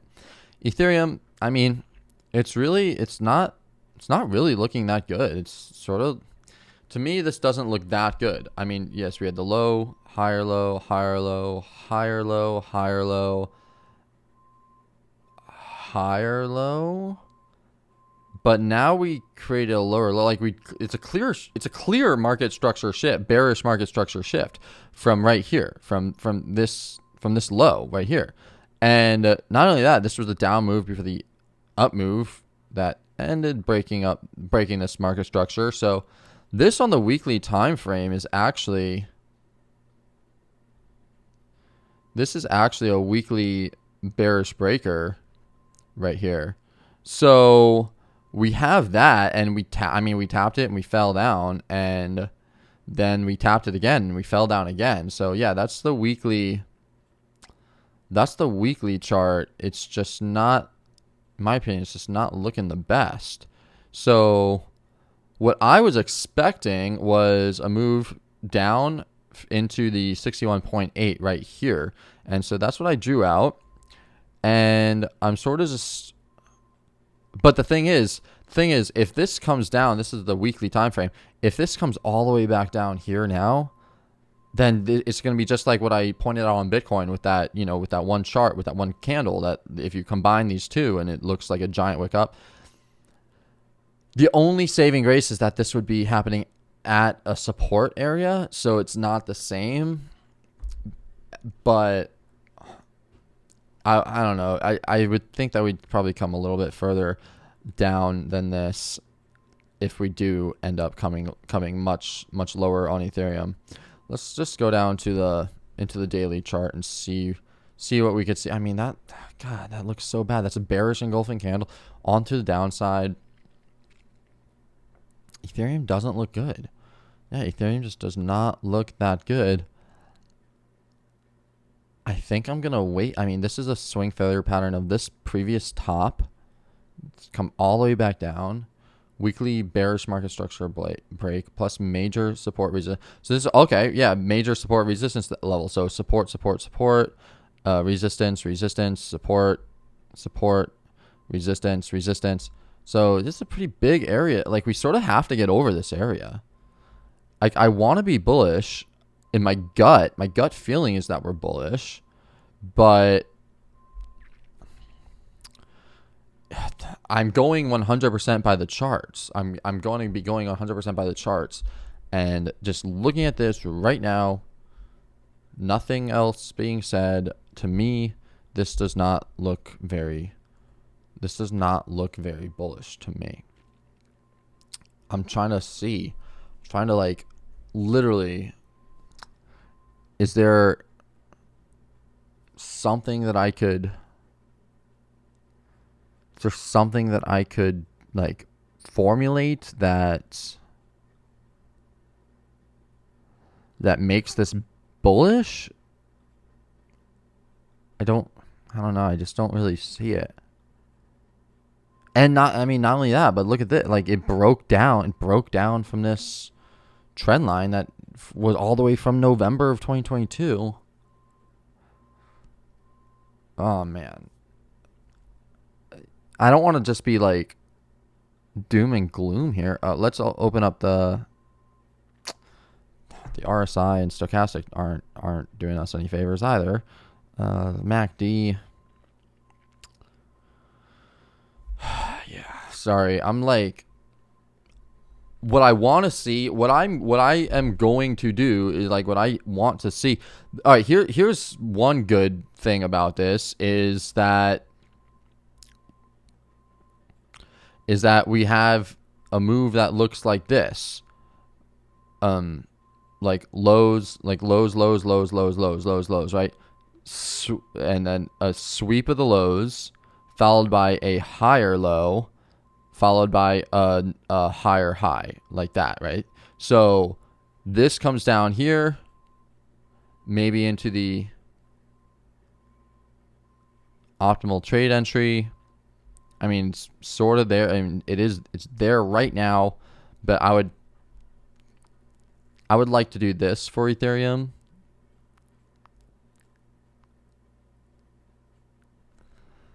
And then if Ethereum was to do the same thing as Bitcoin, then this would be my first target. And just look at Bitcoin, right? 15% move to the upside. This is what type of RR is this?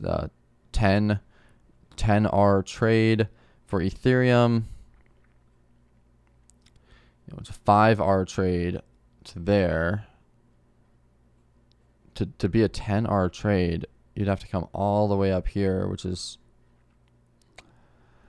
it's doable, but I think I like Bitcoin better. And if we look at the Ethereum against Bitcoin chart, oof, oh man, holy shit, that looks bad. Like, that looks bad. Like, this is really bad. Yeah, Ethereum against Bitcoin chart, it looks absolutely horrible. It's coming into a really good place. The one thing that I have to say about this, which is really important, which I pointed out on Twitter or on x.com, is that we only have, and now it's even worse, we only have about 5 to 6% left for Ethereum to fall down. And if you look at this, we've been in this range for over 2 years now, and we had a deviation above the range, so then you target the lows. Okay, target lows. Deviation below the lows, target the highs. Deviation, and I'll go to the daily chart so you can see it better. Deviation above the highs right here, target the lows. All right. Are we going to have 4 deviations? Like 1, 2, 3, 4 deviations and then target the highs again? Is that what's going to happen? Are we going to stay in this range? I don't know, because I don't think that we normally don't get 4 deviations. You know, the 4 is a lot. Like, yeah, 1, 2, and then 3. But then the next breakdown is like, unless I really want this to not fall below 0.58. Like, if this falls below 0.58, I really don't like it, because if it falls down here, we have to get a reclaim. We have to get a reclaim, and it has to happen quick. Otherwise, expect the market to tank. Expect the market to just do this. And like, this is Ethereum against Bitcoin, which means that 90% of alts are going to tank. The only ones that might not are the ones that are like super low market cap. But yeah, right now, given the dominance level and like looking at Bitcoin dominance, like I mentioned before, this broke out of a 2-year-long range, retested the support resistance area, and now is on its way. And now it's on its way up. So why buy Ethereum when Bitcoin is outperforming Ethereum drastically? The only time to buy that you might want to buy Ethereum is when when it's down here. I guess if you're using this range, we're in the lower half the range, so maybe it's a good opportunity, but I would just be cautious. And so yeah, that's Ethereum. So game plan is going out to the 1 hour. Game plan is this: like, if this is Ethereum, right? Yeah. Okay. Let me get rid of this. I don't know why I have all this. Well, I mean, I do. I just drew it. But yeah, game plan is this right here. This would be the trade. Let me check the 4 hour. 12 hour.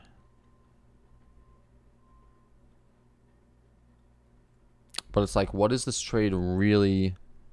Okay, this is the daily bullish order block. Yeah, it retested it. Moved. I want to see some bullish price action has to happen on the lower time frames for me to be bullish on this. So I'll write that down, and then I'll move on. Basically, for Ethereum, I need to see bullish price action somewhere around here. Otherwise, I'm not taking a trade. Okay, so now let's go into altcoins and see if there's any with some potential. And the first one I'm going to go over is DOGECOIN, because I actually think that DOGECOIN has the most potential out of any altcoin right now. And this isn't 100% off of technicals, although looking at it right now, you can see that it is in the accumulation support zone, which it's bounced off of many times before. And this was the low, and it created a lower low. Meanwhile, the RSI created a higher low. Not only that, but the MACD also created a higher low, which means that there is a bullish divergence in DOGECOIN, which means that there's potentially a lot more buyers than sellers building up positions down here. And why do you think that is? Well, I think that that's because Elon Musk is going to come out with X.com as a payment service. And of course, when that happens, I'm fully expecting DOGECOIN to pump up to at least 80 cents. And if that's the case, that is a really, really good gain of 30 to 40%. And, if you have to wait a little while to get that, so be it. That is what I'm doing. So this is more of a fundamental play, although technically speaking, on the weekly chart, it is looking really good with the bullish divergences on the RSI and MACD. Going down into the daily chart, maybe there's something else that we could see. And yeah, I could see something right here. We had this, support, came down to the support area, had a swing feather pattern right here, boom, in the accumulation zone, followed by a move up, another move all the way back down. And this was the low. Yeah, this right here was the low right here. And it's never come back down below that low, below this swing feather pattern right here. So it's looking fairly good. Every time we come down here, we have a long wick candle to the downside and another move up. Another thing that I'm liking is looking at the Dogecoin against Bitcoin chart. Let's bring this back a little bit. Every single time, actually I'll go to the weekly, makes more sense. Every single time that the price falls below a major support, it usually rallies. So here's a major support right here. The price fell below it, and actually you could say this was the low, and fell below it. The price then rallied all the way, this huge, move up 16%. Then it created a low, another high, and then once it broke below this low down here, it had a huge rally of 36%, and actually all the way up to 50% back here. Created the low, or I guess the low down here. Once it broke below the low right there, once it broke below here, it had another rally of 50%. Now here's the low. It broke below the low, and once that happened, it had a big rally of 50%. And it never actually created like another low, except I guess you could say right here it swung below this previous low, and then obviously had this huge rally like that. And then let's see, down. Here's a low, fell below the low. This right here was the only low where when it fell below it, it didn't have a huge rally.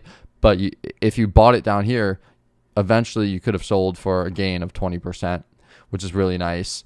And now if it falls down here below these lows, I think that we're going to have a nice gain, and we could have a really solid gain of at least 40% against Bitcoin.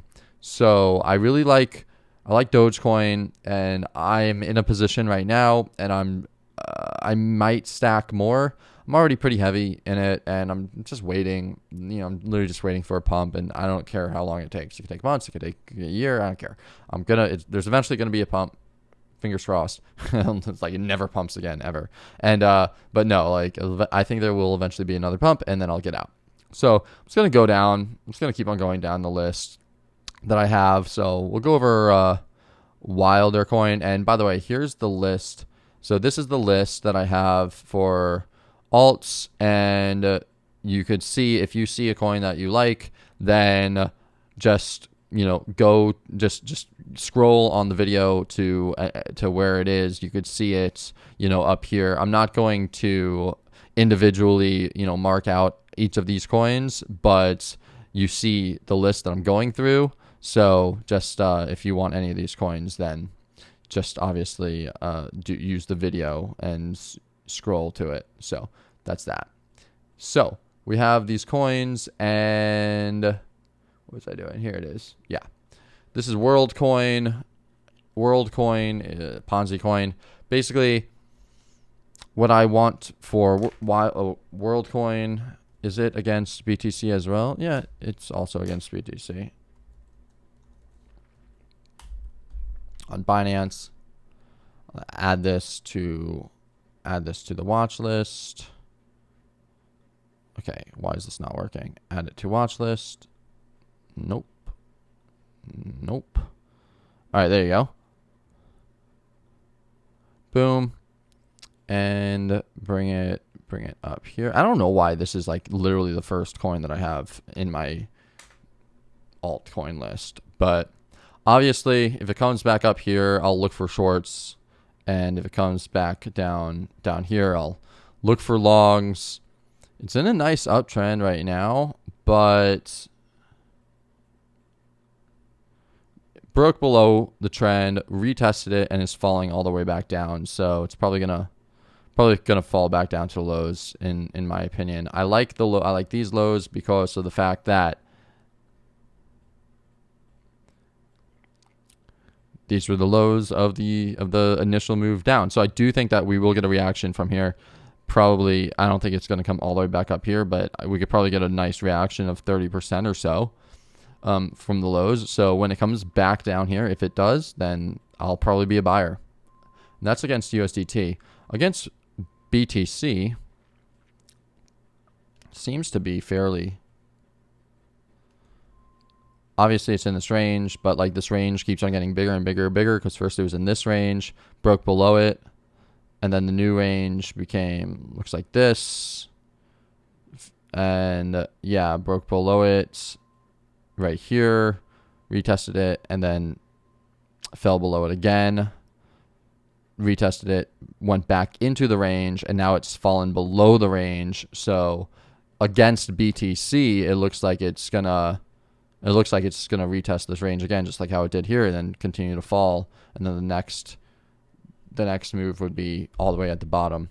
So yeah, WorldCoin against BTC not looking good, but if it happens to come back down to the support down here, I will most likely be a buyer. So I'm going to put in some alerts so that I get notified, and I could buy it whenever this happens. And you know, sometimes it takes literally months to hit my targets, but let's say that it takes 3 months to hit a target, and I buy it, and then I end up making 30% on my account. Well, if I do that, and let's say it takes 2 months to hit that 30%, well, that's 15% per month. That's averaging 15% per month, which is really, really, really good. And you know, I trade less time in the market. Well, not less time in the markets because I'm always checking, but less time actively trading, and it's just like bigger gains with less time. It's always a good, you know, combination. Buying now. Boom. All right, so we got that. There you go. And that is wild. Let's look at XRP, because XRP is something I thought it was going to come down here and then bounce, but no, apparently not. So that's not happening. None of this happened. Did not see any type of sustained move up. Damn, XRP sucks. XRP is so bad. I probably shouldn't even trade XRP, to be honest. But yeah, I mean, look at what happened with it. It's fully retraced. Fully retraced the move. I think that this trend line is still good. So if it happens to fall down, you know, and tap the trend line, that could be a buy. That could for sure be a buying opportunity. And let me just remake this. Right there, and say like that. I'd say like this is probably the best buying opportunity, honestly, is this trend line. But after a move like this, I would expect the trend line to break and for us to come all the way back down here. So could buy here, but it's I don't know, it's a little risky. Like buying here was the smart move, or even. But I mean, hey, look at what happened here. It came up, full retrace, and it ended up bouncing. Although this got really wary because it fell below it. So I probably would have ended up selling right here just in case, because it looks like this fell below the line and then retested it. So yeah, this is very difficult looking at this. Difficult to trade. And probably just wait. Yeah, honestly, I would just wait. I don't have an alert in or anything like that. So I would look to buy it. If it fell back down to this support. I mean, this is clearly major support. So this is, yeah, huge, major SR level, clear support. Clear demand and clear demand. Yeah, look for buys here. This is the area to look for buys for sure. I mean, look for long setups. Yeah.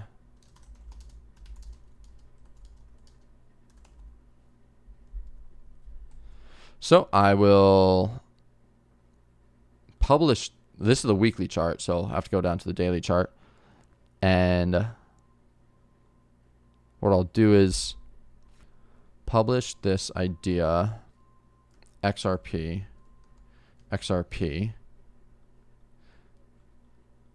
and then this way everyone will get alerted when it hits the buy zone, the supply, the demand, or support area of interest. XRP hitting demand zone. Good buying opportunities. I guess opportunity. Boom. Create. All right, so now the alert is in for XRP. I'll add one more alert. I'll just say XRP coming into demand zone. Start paying attention. Looking for long setups. There you go. There. So we got that for XRP. Should probably do XRP BTC. Add this to the list. So XRP BTC is down here. Check this out. Jesus. So bad. So bad. Unbelievable. Can't make this up. This is so bad. I would never buy XRP. It's so stupid to buy XRP. Just buy Bitcoin. Bitcoin has outperformed it so much. It's crazy. Especially, look at XRP against ETH. Oh my God. I bet XRP just down tremendously. Down tremendously against ETH. So anyway, that's XRP. Let's look at I don't even want to look at Litecoin. I hate Litecoin. I'm never going to trade Litecoin. I don't even know why I have Litecoin on here. I'm going to go straight to, I'll go to MATIC because MATIC is very interesting. MATIC is very, very interesting. So this right here is the down move for the up move that broke the market structure that really started this whole thing. So this is the base. This is the origin of the move. Of the impulse move up, right? And when we came back down here to this origin, we actually tagged it and started another really, really big move up. So that's why this is such a key. That's why this is such a key area of interest. And I will point this out one more time. Now, do we have? There you go. Do we have any type of divergence, anything going on right here? Well, we have this low. Yeah, I'd say this is a divergence. So we do have a divergence on the weekly time frame for MATIC. Nice. It came back up, hit the weekly bearish order block, and slammed down. So that was good. And this is the bearish order block. Plus resistance, slam down, very good.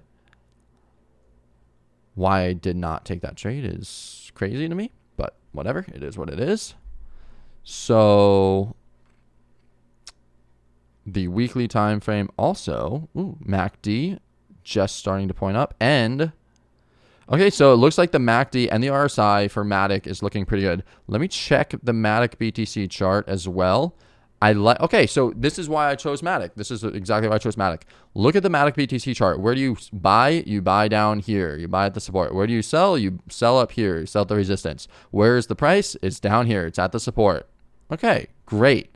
It actually hit the weekly bullish order block, which, hit the weekly bullish order block, and this is the key level right there. And it's on its way up. It looks, same thing with the divergences on the Bitcoin against Bitcoin. So it's not bad. This might be the start of a nice little move up, and I like this because it's at the support against Bitcoin, and it's at the support again, pretty much at the support against the dollar. I would love to see it a little bit further, just a little bit further down. I had all of my longs down here. So maybe I won't take it because I really Nah, this is good. This is good. All right, so this is looking decent on the weekly chart. So let's go down to the daily chart, see if there's something on the daily chart that I could find. Well, it looks like it created a double bottom. Okay, so it created the double bottom. Here's the neckline right here. And this is also a big support resistance flip area. So this is the neckline. The price created a double bottom, pumped up, retagged the neckline, and now is moving up. So for double bottoms, what you do is you take the length of the move from the neckline to the bottom, and you simply put it above there. And this has already been hit. So that trade is no longer viable, but this would have been the trade setup, which would have given a 1R trade. Of course, you could have gone down into the lower time frames and probably put your stop there. And this would have given a 1.5R trade, which would have been pretty darn good. And we had a nice, let me see here. Boom, boom. Yeah. We had a nice looking RSI. So that looked really good back there. And did the MACD, how'd the MACD look? Right there. Oh, the MACD looked really good. So yeah, this would have been a great, this area would have been good, but the price action always comes first, and the price action wasn't really the best. So at least on the 12-hour, maybe on a lower time frame it did better.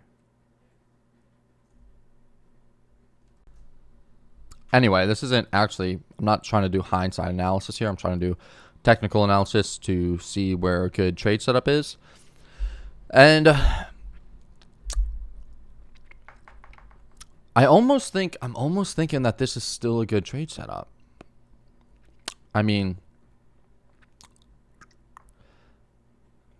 we have this bearish divergence, right, on the RSI, and the MACD is overbought. So it's coming back down. It's definitely coming back down. Yeah, you want to get in on the retest, but it's possible we're going to get a second retest. Also, look at this. Maybe this is a trend line that we could draw that it broke. Come on. Broke the trend line right there. 1, 2. I mean, you got 2 touches. Not the, I guess maybe on a lower time frame it would have been better.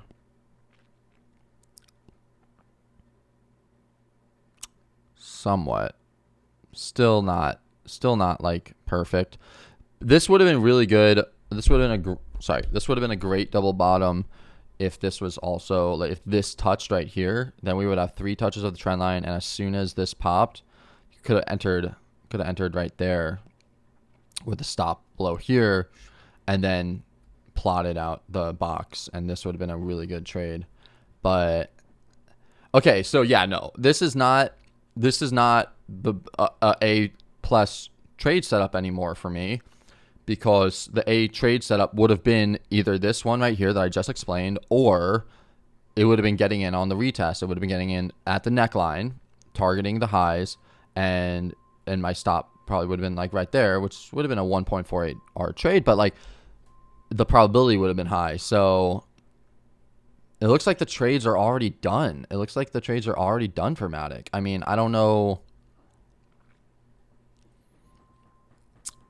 what other trade there would be except for this. This was a move up that broke the market structure on the and then had the retest and the move back up. So technically, this right here is a bullish order block, and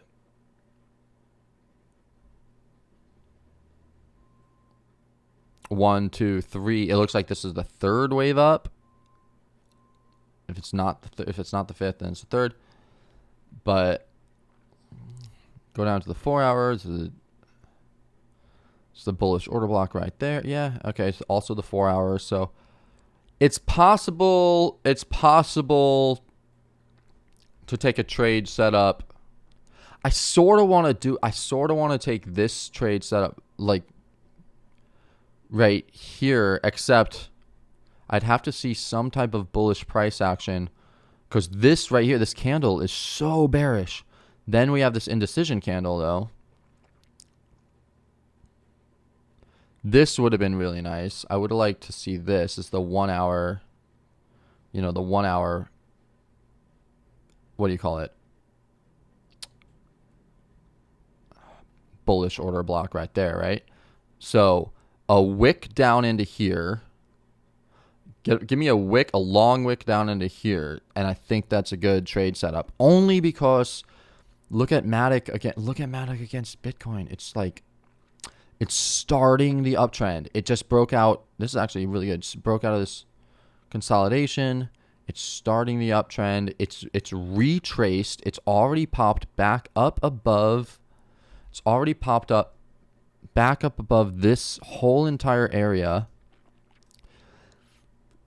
And this right here. Is something going on with MATIC? I think something fundamental is going on with MATIC, even though I'm not doing fundamental. I'm not doing anything fundamental. But like, I do think that something fundamental is going on with MATIC. But yeah.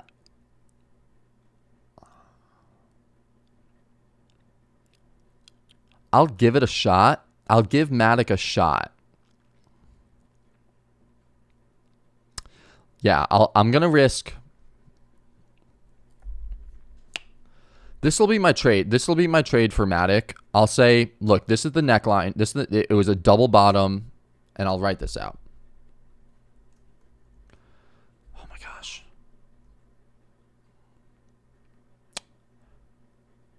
Computer is so slow. Brand new MacBook 2. Double bottom. Break of neckline. Retest. Now, retesting the bullish OB. Hoping for continuation. BTC pair also at support, which gives confluence. Yeah, I think that's it. Hopefully it gives me my fill because this is gonna be it. But let's see what happens. The 1 point and I could target here, but where do I really want to target? Well, I think that this is a continuation play, right? So we're making highs, lows, lows. Gonna make a higher high. If we make a higher high, where's a good higher high?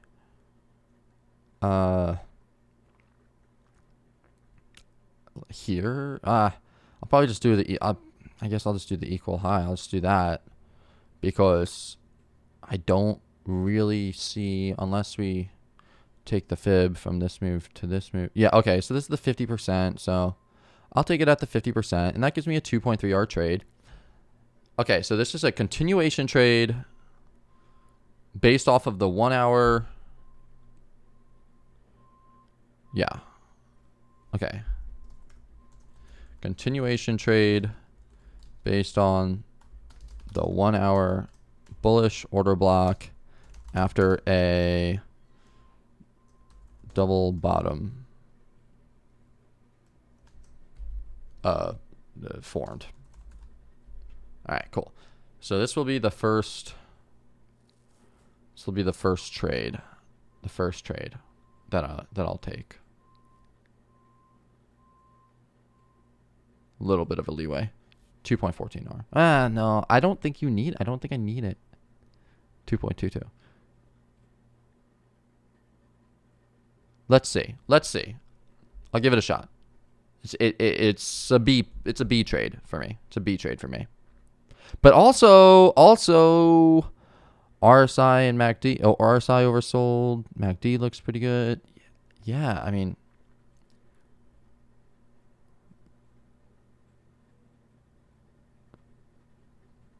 Yeah, I'll give it a shot. Publish idea. MATIC.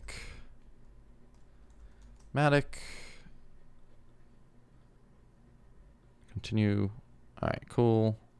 Go into my alt signals. I'll go October.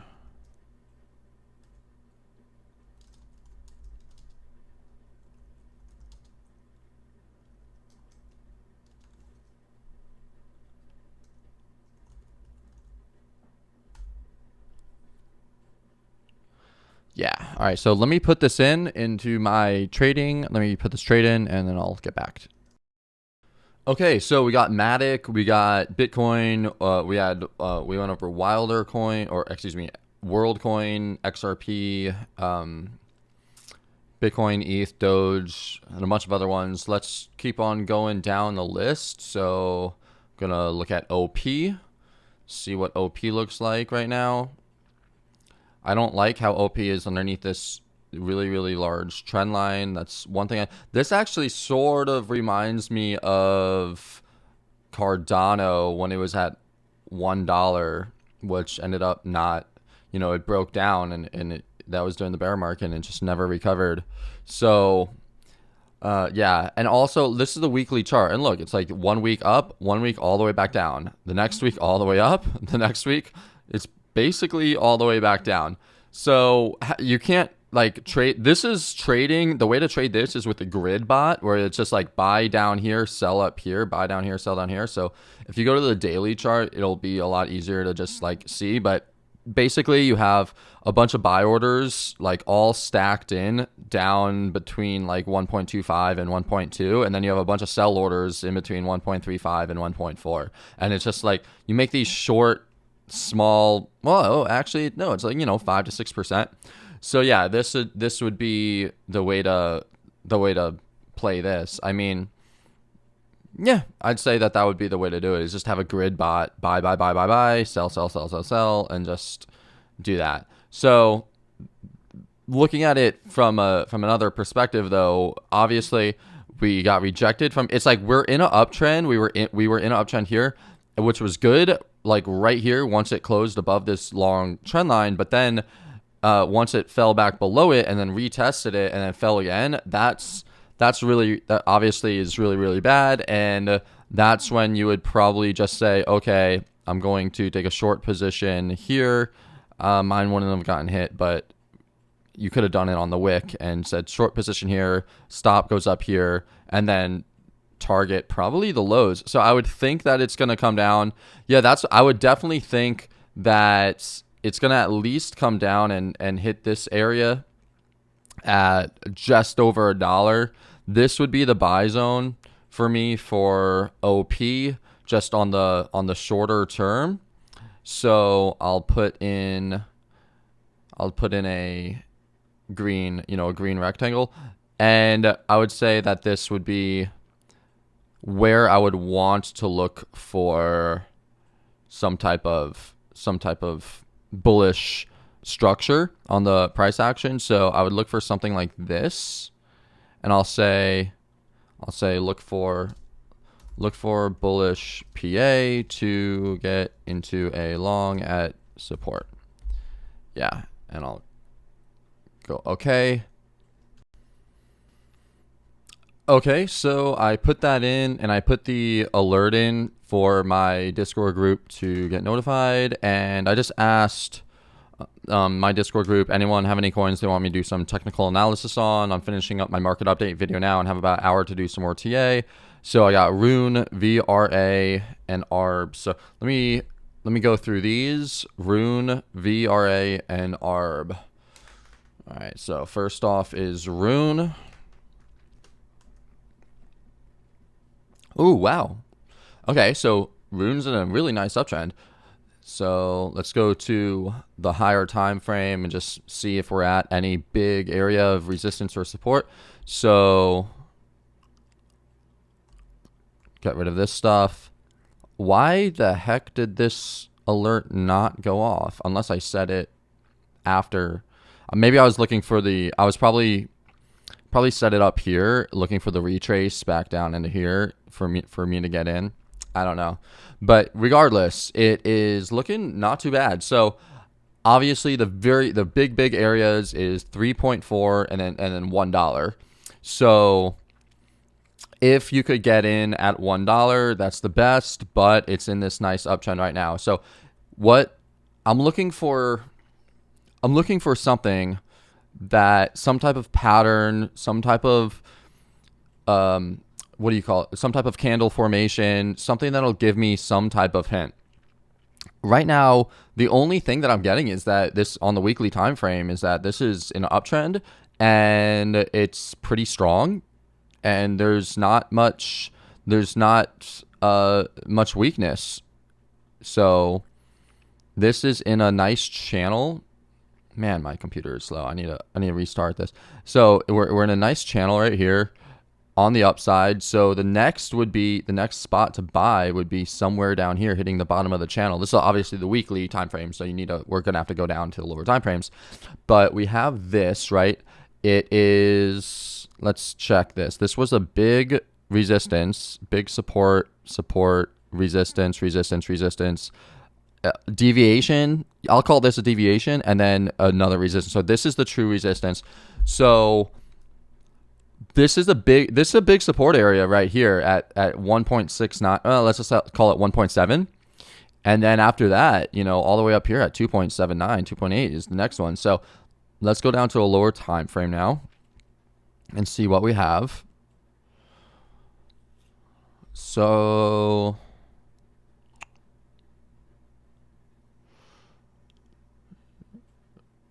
we got the move above it, sustained, and then as soon as it fell below it, nice retest, and then crash back down to the support. Then move back to it, could not go above it, crash back down to the support. Then underneath it, once it fell underneath here, this is really, really scary, really scary. And then boom, as soon as it closed, literally as soon as it closed above it right there, that would have been a perfect buying opportunity. Not only, and you could tell that it was actually really good because of the candle. Because look at the candle, how there's no wick. There's hardly a wick at all. So this is just incredible buying strength right here for this, right above the support. Right above the resistance. So it closed above and then you could just buy it and then put a stop underneath here and say the strength is either real or it's not real, right? And then obviously this one was real. And then up here, this one closed above the previous resistance, right? But it had such a long wick to the upside that it's not as powerful as it is, like down here. So you got to be, that's why it's more cautious. You have to be more cautious when this happens. But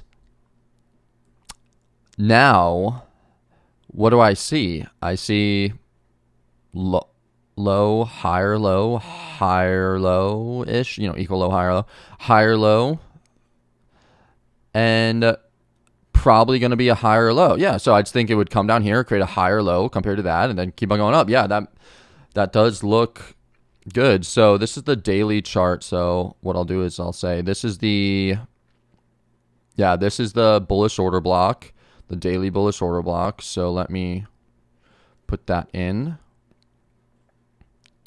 And then I will go down to the lower time frames, see if there's something there.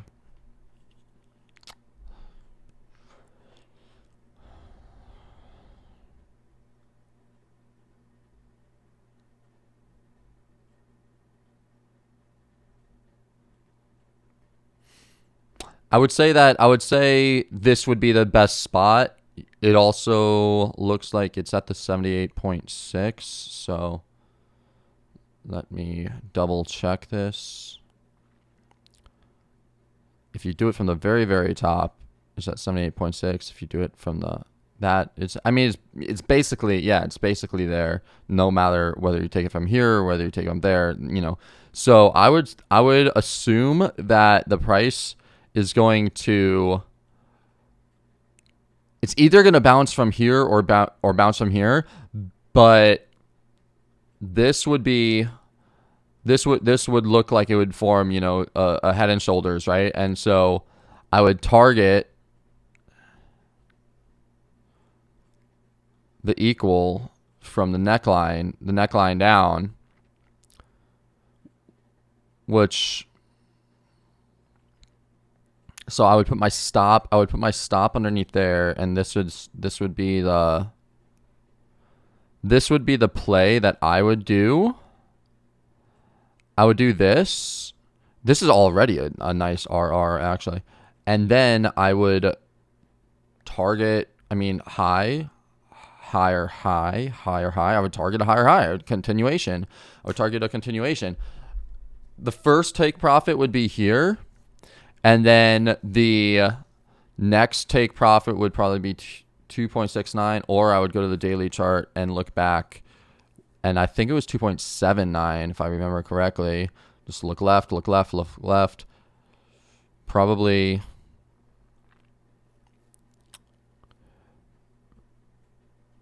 right here.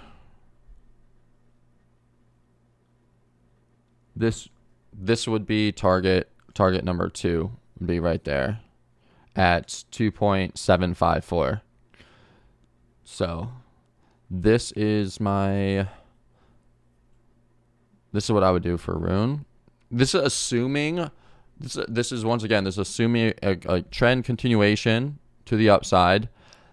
And then the other thing that I would do is that if I saw that this was just following this trend, right, this channel, and then it just had a huge pop up, like just a random really big pop up, then I would just sell everything. But yeah, I would start here, and then I would say TP2. So I'll put this like this. I'll say this. I'll say TP1, TP2. So I'll say something like this.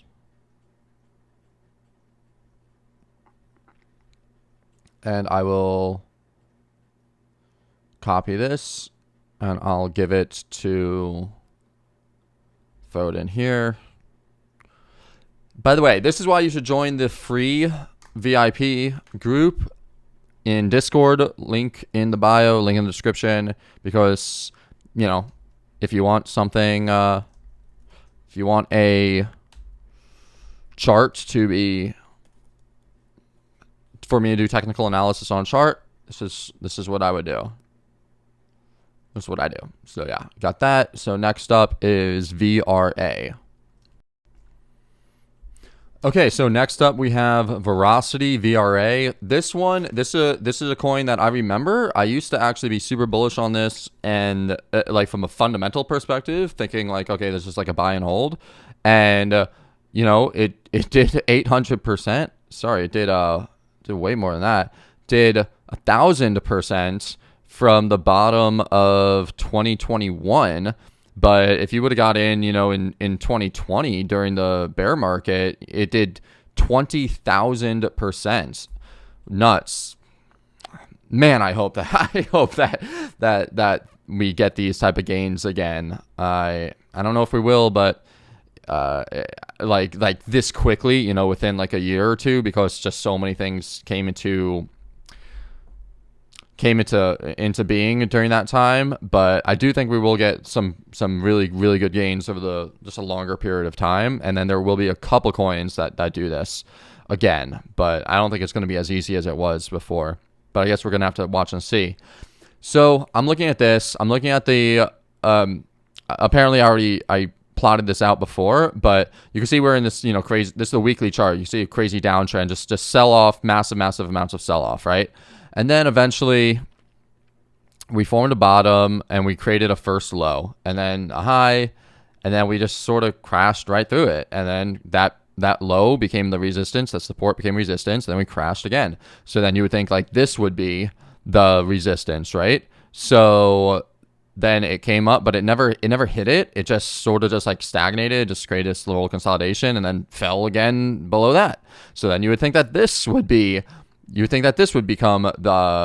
the new resistance, because this was the low, so it fell below that, and you would think it would come down a little bit, come up, tag the previous support, turn to resistance, then continue to fall back down. But on the weekly time frame, of course it didn't. Of course it went right past it, back into the zone. So then you would say, okay, I want to get in on a retest of the support, so you want to come down here before coming up, but it never gave you that. It just simply came back into the area and then just shot up. So now that turns this area, that turns this up move into this is the up move before the down move that broke the market structure. So this was a bearish order block on the weekly time frame, but because the price just went straight through it, now it becomes a bullish breaker. So I would wait for the price to come down into this bullish breaker in order to get long. And this would honestly, if you get in at 0.0033, 3326, 333, that would be such a good long on the weekly time frame. So I'm gonna lift this up just a little bit. Yeah, 0.3326. That's in my opinion the best area to get long.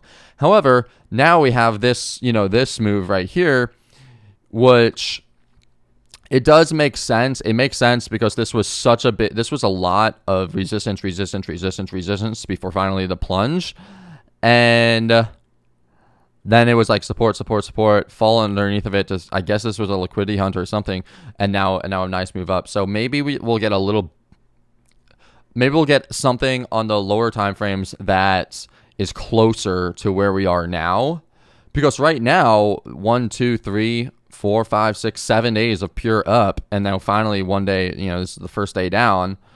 There's obviously a lot of buying going on. Obviously, someone is interested in this coin, unless this is just like a pump and dump. But the last time something like this happened was all the way down here, and we consolidated a little bit, and then we continued to go up. So I would think that we would create maybe a bull flag, and that would be the type of area, that would be what I would use to get into a trade. I'm looking for the what do you call it? The thing. I don't know. I don't see it. Maybe they took it off. They definitely didn't take it off. I don't know why they would. It's to get you I guess I could, yeah, there you go. So I would look for something like this, right? The price would come down, up, down, up, down, up, down, up, and then have like a quick wick down into this area, and then that would be the big move up. Sorry, it took so long to freaking get that thing up, but yeah, down, up, down, up, down, up, quick wick down to the 78.6, which is the big support area right here, and then trend continuation up. That's what I would hope for. That's what I would look for, because this could be the first wave up of a big move up, then a big move down, then a third wave 3, and then wave 4, and then wave 5, all the way back up to the big resistance all the way up here. That's a possibility. So obviously now is not I wouldn't buy now.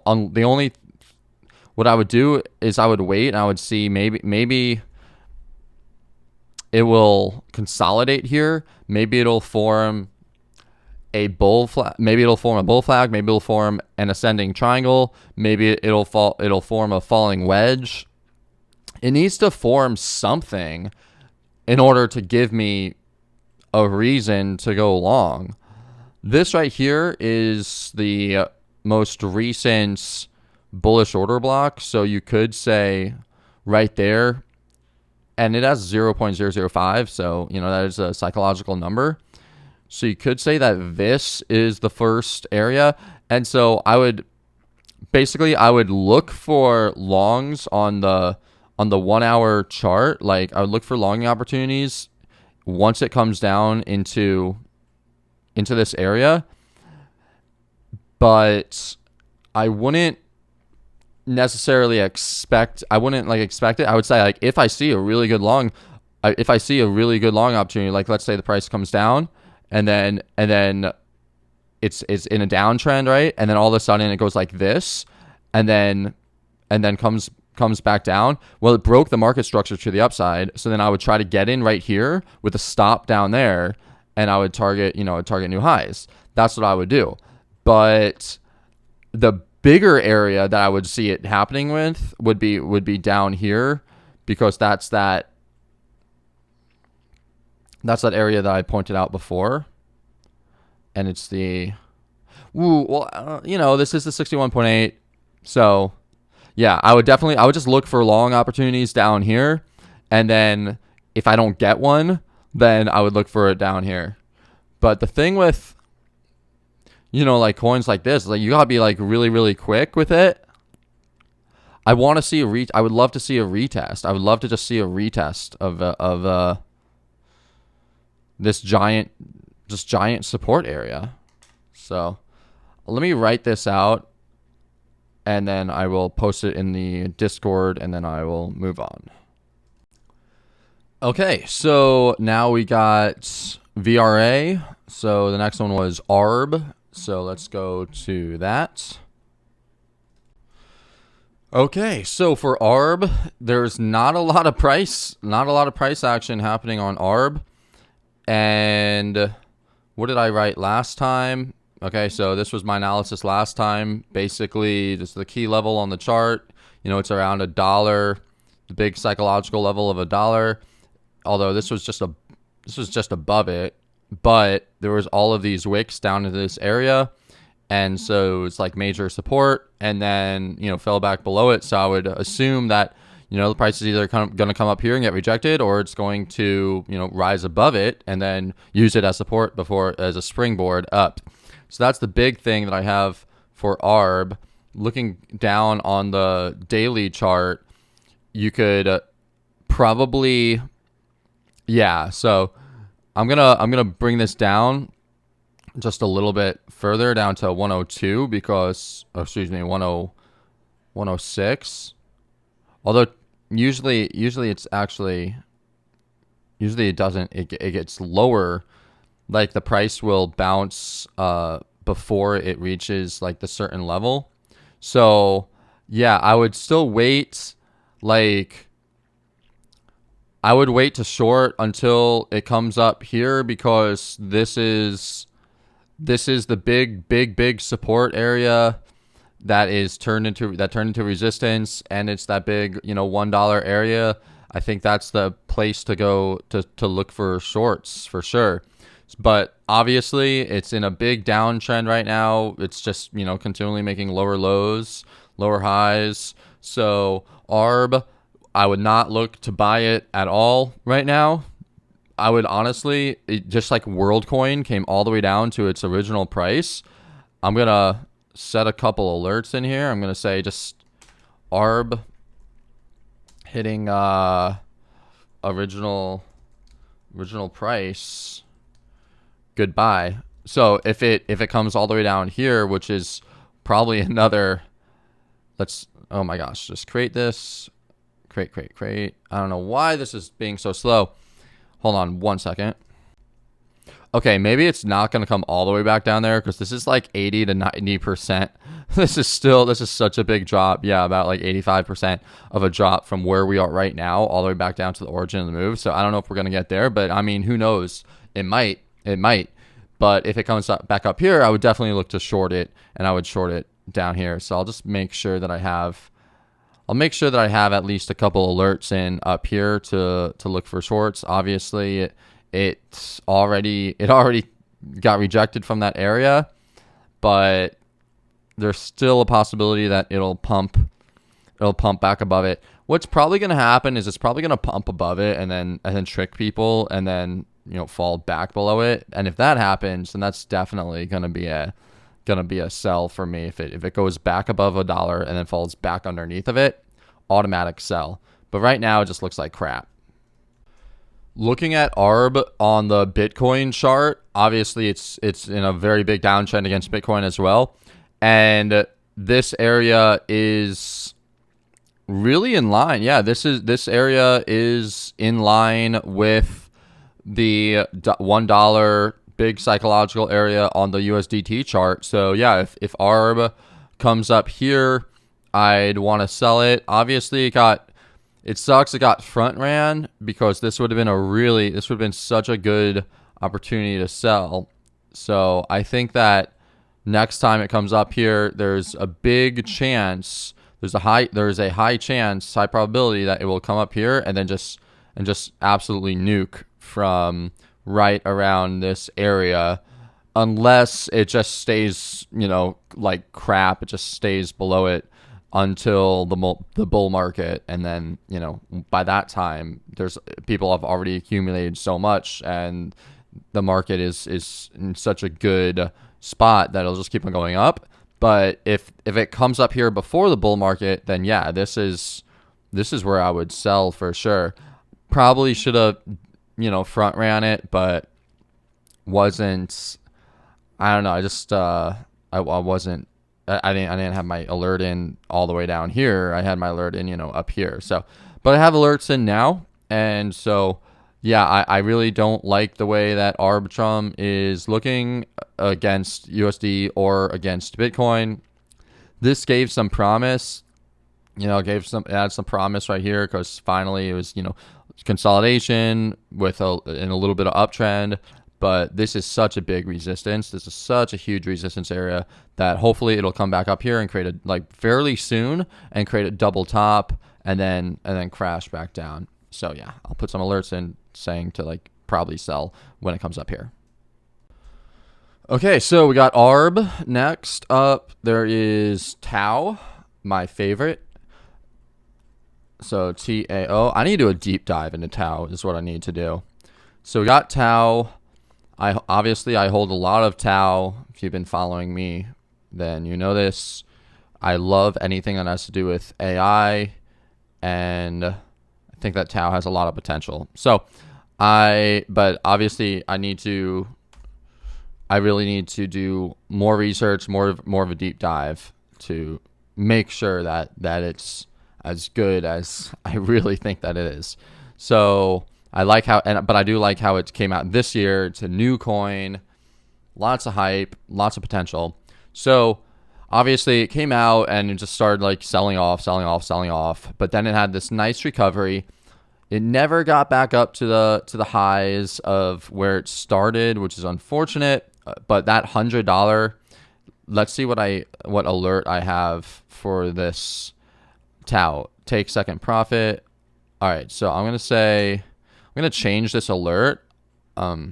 Big psychological number.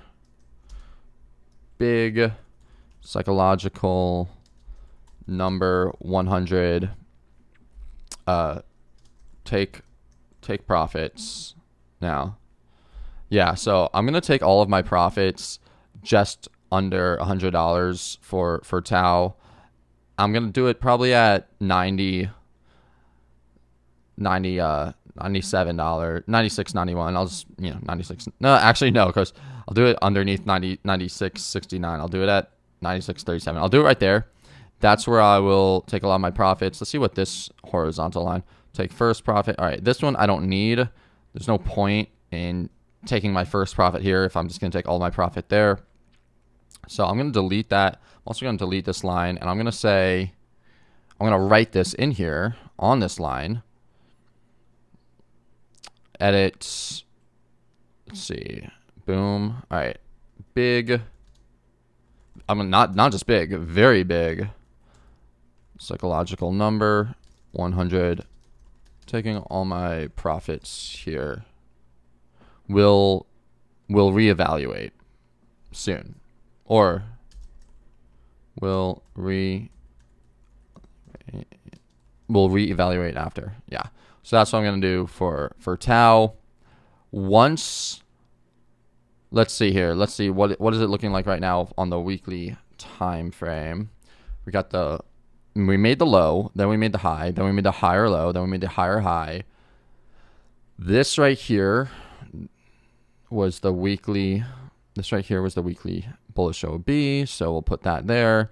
It is still above it. It's still above the weekly bullish order block. It's a down move, but for the up move that broke the market structure. So this is still good, still what I want to see. What did I write here? Let's see what this alert is. Edit horizontal alert. Major support. Okay, so let's go down into the daily now and see if we could refine it a little bit. I don't like how it's stagnating. I really wish that it would have continued up higher and not just fallen from here and stagnated a little bit, because it is technically, it's a higher low than where it was before, but it's not really looking all the best. It's really not looking like, oh, this is definitely something that I want to get into right now. I am in it. I'm in it, and that's it. But let's see here. This was the down move. This one works. So this right here, yeah, okay. So this right here is like the daily OB for the. So the daily OB is within the weekly OB, right?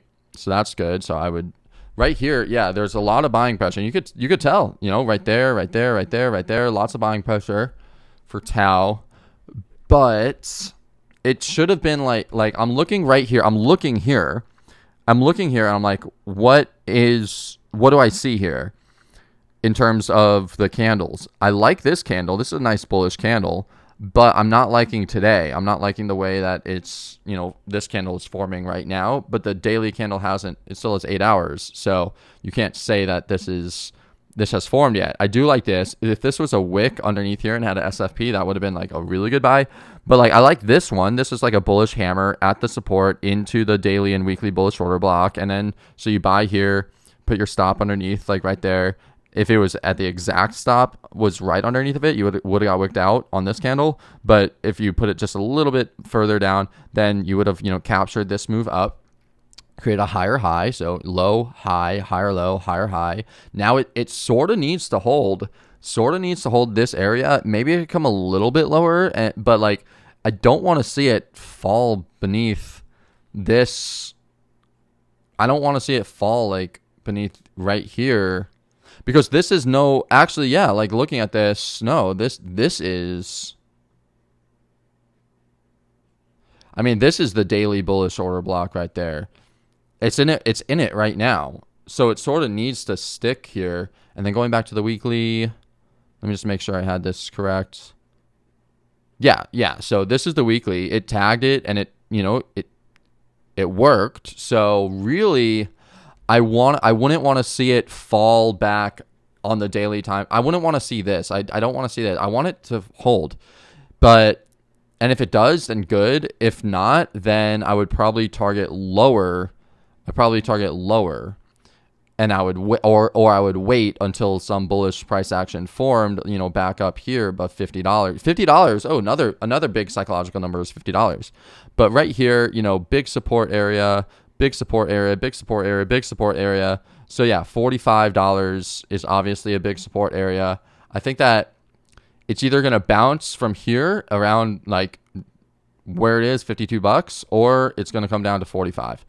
And then I would have to look for some longing opportunities there. And if not, then obviously then this is the best area down here at $35. Like this is where I would like definitely be a buyer down here. So I'll say daily. Yeah. Okay. Boom. So this is a definite buy for me, is down at 35 right here. It's looking like it needs to hold right here, but I wouldn't jump into it because I'm looking for grade A trade setups in these analysis now. I'm only looking for grade A trade setups. I already have this in my long-term investing account. I'm not going to try to trade anything that isn't like really, really, really good, standing out to me like as a perfect, really good trade setup. This whole area is this area down here. I like how this is the support. So I need to make this green as well. But yeah, realistically, it's either going to go like bounce from where it is right now, or come down to this support. And then if it doesn't bounce from here, if it doesn't put in any bullish price action from here, then I would say I would want to buy it down here. And the thing is, like, I used to just automatically bid, like have my bids here, which did work out. Like, it worked out like perfectly in the bull market when things are going up. Then yes, empty bidding is the way to go. But blind bidding is the way to go. But now you have to be very careful, and you have to actually be good. So you have to wait until it hits the area, and then you have to go into the lower time frames, and then you have to look for bullish price action, and then you and maybe other indicators that look good, you know, maybe bullish divergences, and then you buy. You don't just blindly bet, because you never know what. I mean, look what happened here. Like, you know, let's say you blindly bet right there, and then it just continued to go down, you know. So yeah, I have my alert set, and that's the game plan. It's either right around this area over the next like couple days, or I would rather wait till 45, and then I'll look for something at 45, and if nothing happens at 45, then I'll buy. I'll probably buy. I will blindly bid down at 35 just because I'll add to my long-term investing account, but I'm not gonna. And maybe I'll look for trades on it too, but I typically try to just, for my long-term investing, just stick with my long-term investing. So yeah, that's what I'll do for Tau. Okay, so now that we got Tau done, let's go to coin stock. All right.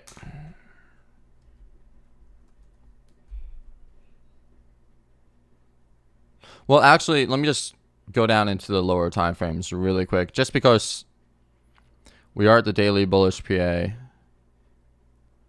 and on the 12-hour, up down, like this is not bullish. This is not bullish price action, so I can't really say anything on the. Yeah, I can't really say anything because this is not. It's not super bullish. Okay, I just want to make sure that there wasn't like some type of, I don't know, bullish hammer or anything like that like right now. But let me go do the coin stock now. So coin, because I do want to invest into coin. I do want to trade coin. I have this in my stock portfolio. So let's see. What is going on with coin? All right. So coin, all right, has not reached my target yet. This has been the game plan for quite a while now for coin. Once it formed this pattern, this is I like this, basically support, under support, reclaim, test the support test it as support again, and then bounce up, come back. I want it to come back to the weekly bullish order block and then move up. So yeah, simply just waiting, you know, continuing to wait for this to play out. And I think that once it hits this area, that it will bounce from here. It'll probably form some type of, bullish price action. And you could see that right. I was about to point with my finger. You can see right here, down, up, down, up, down. So maybe this will be 5 waves down before continuing up. You can't really tell with like.